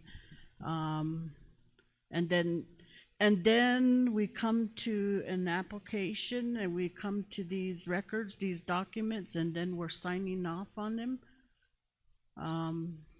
Yeah, I think there needs to be a better, if a situation like that arises again, it needs to be better handled. Thank you. Ms. Haskey. May I, since I'm going to be abstaining from this vote, in terms of the CFR, there isn't a requirement of how many times the IEC can meet. So that's at the discretion of the IEC committee, as long as it's noted in the bylaws. Two, the board cannot step in. There's a resolution from 2019 that prohibits school board members and administrators to be IEC members. So they can't follow that. They can't do that duty.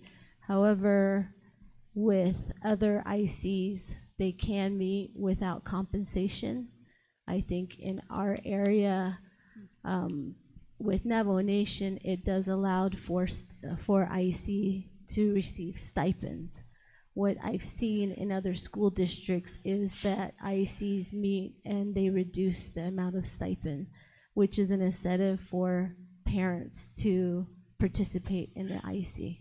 I hope that clarifies some of the questions. May I add to that too? Yes, you may. So, good evening, board members. I just wanted to add, in terms of the bylaws, that's what the IEC operates on. And so the times that it might be referenced to is, at one point, the board did serve as IEC committees, only because there were no IEC members in place at that time. If you remember that the funds were given back to Navajo Nation.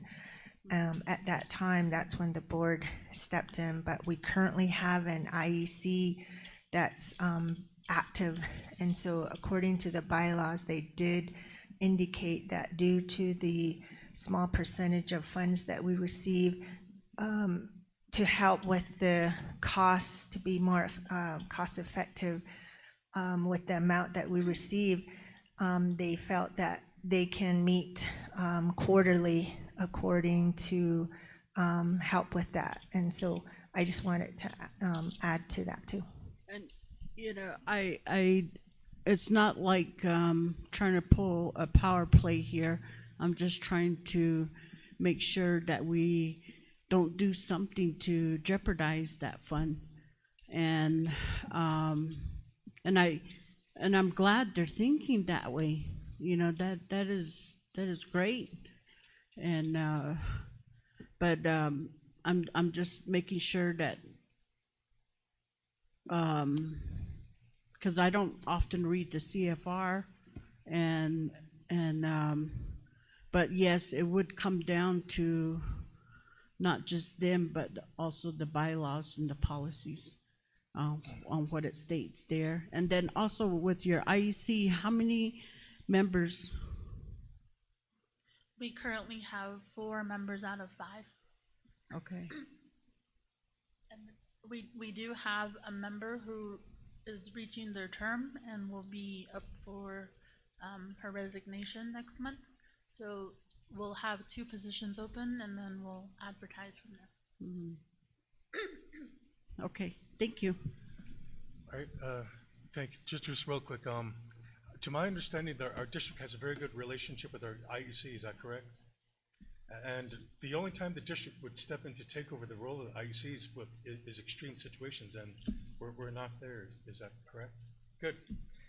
So with the board member Asper's comments about trying to support the funding, I will make a motion to approve both the JOM bylaws and also the grant application. Thank you for calling for that. Is there a second for both items? I second. I second. We have a motion and a second. Vote a roll call. Ms. Haskell? I abstain. Thank you. Mr. So? I vote yes. Ms. Montoya? I vote yes. Ms. Aspas? Yes. And myself, that's yes, that's 4. Thank you. Thank you, Board President Montoya, members of the board, and Mr. Superintendent Carlson. Thank you. Thank you. Thank you. So did we get any response from the item B presenters? President Montoya, members of the board, Superintendent Carlson, we will see if Ms. Sandra Westbrook could actually do a report on this, because this is an item that she did put on the agenda. Okay. I mean, it seems like an information only type of report. It seems like no, the tobacco survey is more information only, not. I don't think it required board action. It was, and that was just a report, right? Yeah. There's nothing about wanting to do the survey and then us approving it. If I understand that correctly, she's just providing a report. Superintendent, is that correct? They are wanting to do the survey, yes. Okay, so we are going to have board action in order for them to do that. Proceed. Yes. Yep. Okay. Yeah, I was Go ahead, gonna Ms. say, I don't Westbrook. think it's too late to change agenda item. Well, if they're not here, then we have to move it. That too, Well, yeah. it's. I think the item's pretty straightforward. I mean, there's not. No, I want to hear it. Yeah, I would prefer to have that presented to us. And again, I want the community to be able to hear and understand what they'll be dealing with within the schools. So if we don't have that presentation, or do we have anybody? President Montoya, members of the board, Superintendent Carlson, Sandra Westbrook is online, and she could give you a report on All right, this item. very good. Ms. Westbrook, if you would, please. Good evening again, board members. Can you hear me okay? Yes. Yes. Great.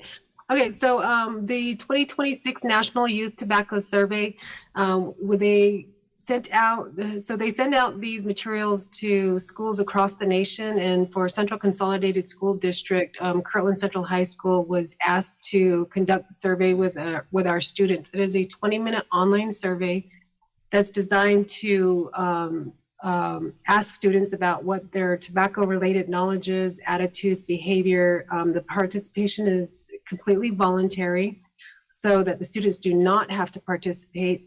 They gather the data so that, and actually we have participated in this survey a number of times actually over the years. It's probably within the last 5 years we've done this maybe twice. But basically it's to prevent tobacco use. And so the survey is designed to gather information from the students to find out, what are their behaviors, what are their influences. So it's really for them to gather information, and how we utilize that as a school is that we get the information back from them once they've completed their sample. It's between now and May. We choose a date, we administer it, the students' participation is voluntary. And then when we get the information back, we use that with our restorative practices, as well as, we look at our discipline and how that correlates with the nicotine use. So they're still doing this because, of course, nicotine is still harmful for students. And even though they've done a lot of prevention programs for it, their students are now switching towards e-cigarettes. And so there's that slight change in behavior.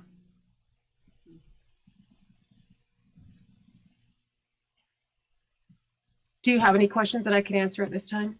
Any questions from the board? No, it's pretty straightforward. With that said, I'll make a motion to approve this item. Ms. Haskell, you have a comment? Oh, no, sorry, I just had a comment. I did see on the news, I think this is important because I saw on the news just, I think it was just yesterday, that smoking is on the increase with it being in the movies and videos and all these things. So smoking has increased just in the last year or so. So I think it's important to know what our students are doing, so. And Ms. Asmus has a comment. Go ahead, Ms. Asmus. Yes, I saw that news report too, and then also does this all, Superintendent Carlson, do all the schools have vaping monitors? There's vaping at all the monitors. Yes, we do have those at I believe at middle schools or at the high school level. Do we have Mr. Verhulst still here? And they always talk about, vaping, which is direct, the person vaping, but they never talk about, like, maybe is there a second hand risk?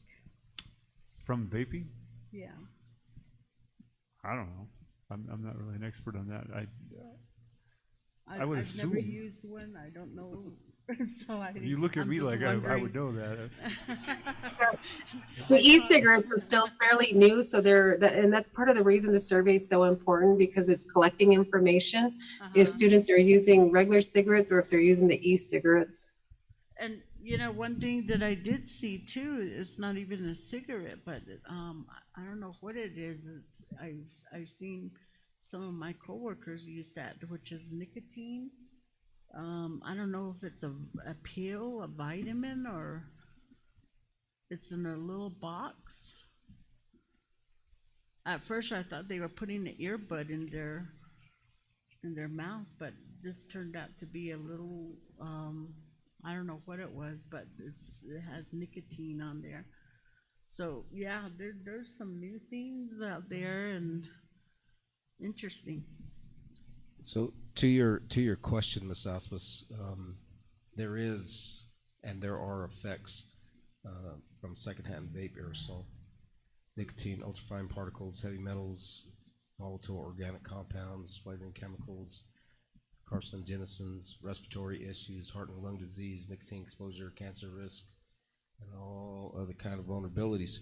But I would certainly like to add the fact that I'm glad that this is on the agenda, because we did have a discussion, and one of the ideas or concerns had to do with vaping and the packaging of the vaping and how they're targeting kids. Some of those vaping packages look like candy, gum, and so therefore there was a conversation about legislation in controlling that. Just kind of, and somebody had made the point, well, they're going to go get it anyway. Well, that's exactly what they said about smoking. Look what happened.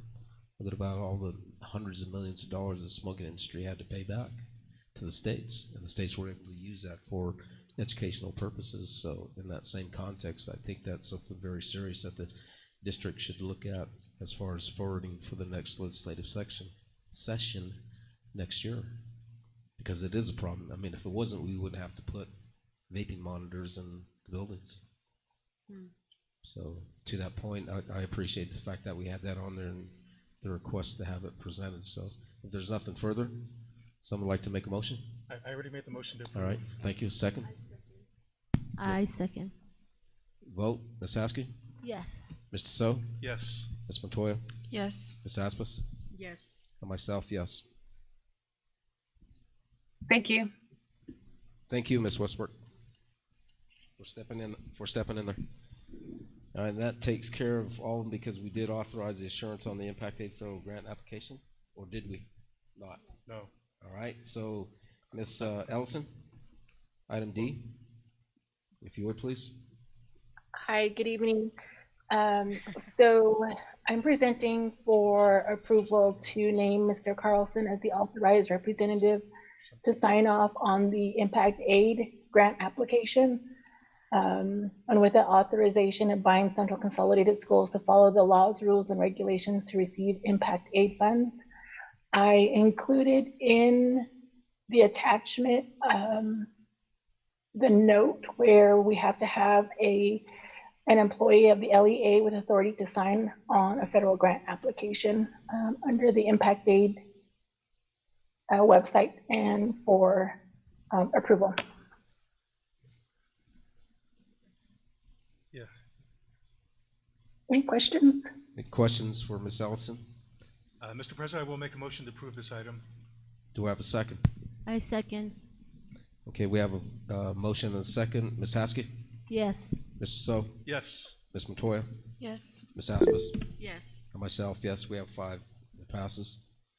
With that, we can move on to item 9, executive session. A, convene executive session discussion on limited personnel matters regarding the board's goals and expectations of the superintendent as permitted under NMSA 1978, section 10-15-1 H2 of the New Mexico Open Meetings Act. Someone like to make a motion to convene? Mr. President, I will make a motion to convene an executive session pursuant to the provisions outlined under the Open Meetings Act. Thank you. Second? I second. Vote, Ms. Haskell? Yes. Mr. So? Yes. Ms. Montoya? Yes. Ms. Aspas? Yes. And myself, yes. Time is now 9:29. Thank you. And for all those leaving,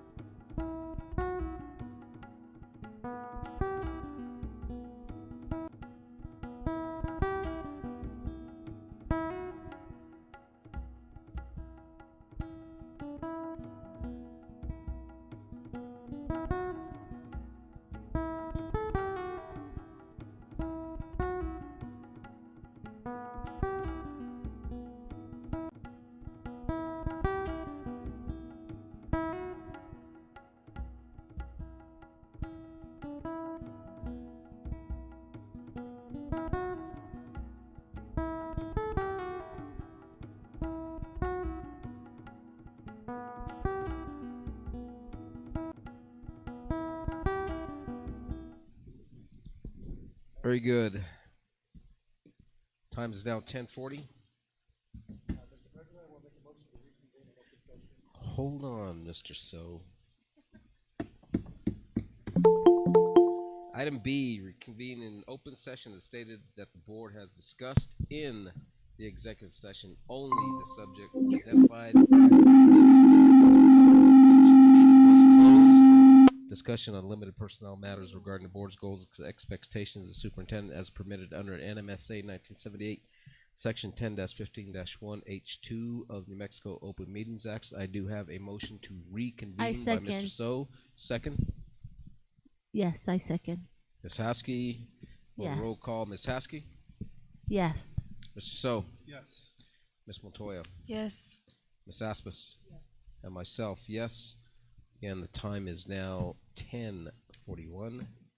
Moving on to, there is no action from that executive session.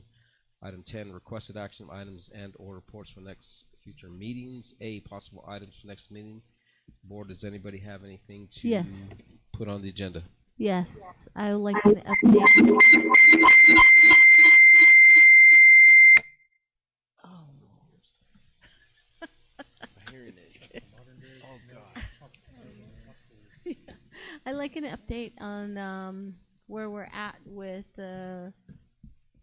Newcomb, the elementary school and the high school in terms of planning. I know there was some barriers in regards to building a new school, so if we can revisit that and find out if there's an additional information and what the board needs to do to push the construction on forward. Anybody else? Anyone? No one? Okay. I have nothing at this time. Oh, well, yes, I do actually. I'm going to be forwarding some information to you, Superintendent, regarding a conversation with the lawyer and media, social media. Oh, yeah. And so, yeah, I'll forward that information to you, Superintendent, so we can reach out to them to see if they can come and do a presentation. Remember the lawyer that we were talking to?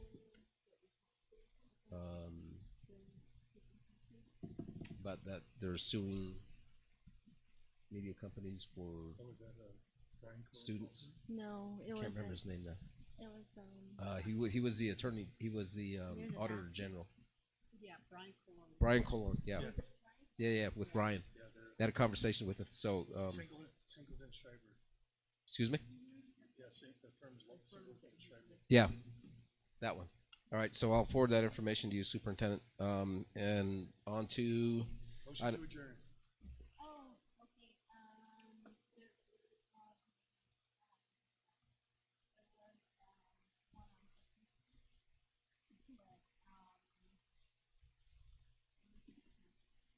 Okay. All right. The other one too was from the conversation that I had that they had a community meeting, and I'll probably be reaching out to the Secretary of Transportation to do an update on 64 in front of the high school, because last conversation was they were at 90% completion on design, and he's willing to do a presentation for the board and the community. I think we also need to finalize cultural policy, whatever we're Okay. talking about. Once we gather that information, Mr. So we'll get closer to do that. So if there's nothing else, motion to adjourn.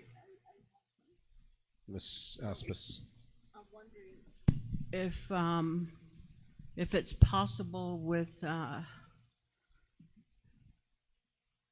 don't know who to address, Jared or IT, but or Carlson, about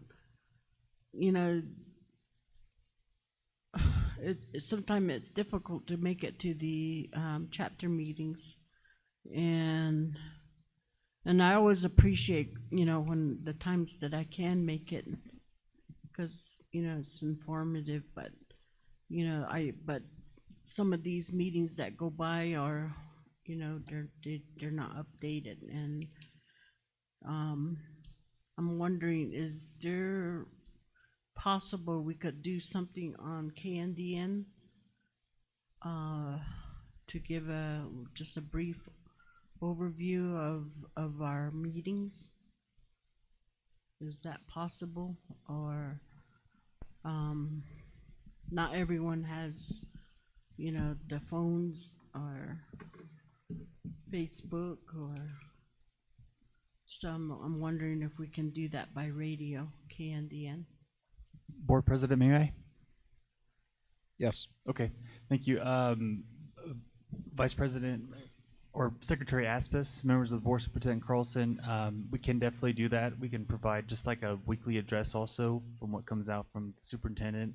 It does cost, we have to use budgets to fund something like that with KNDN, and I imagine there's also KTN and other radio departments that we can partner up with, but that is just the just seeking some more budget from our department. Maybe ICO or somebody else could help fund that, but that's just where I'm at right now with and if it's going to go into money, then perhaps if that's something that could be in Carlson's address, and perhaps Dr. Begay could interpret. Absolutely. So, and just, so that we save on money, but at least it's getting out there. Okay, since there's nothing further, I'm to assume. Motion to Item adjourn. A and B, item 11, adjournment. Mr. So, you made a motion to adjourn. I second. Second, Ms. Haskey. Was that Ms. Haskey or Ms. No, Montoya? it was Miss Montoya. Is that you? Yeah, I second. Okay, I'm sorry. My bad. Vote roll call, Ms. Haskey. Yes. Mr. So, Yes. Ms. Montoya, Yes. Ms. Aspis, and myself, yes. This meeting adjourned. Time is now 10:47. Thank you all very much.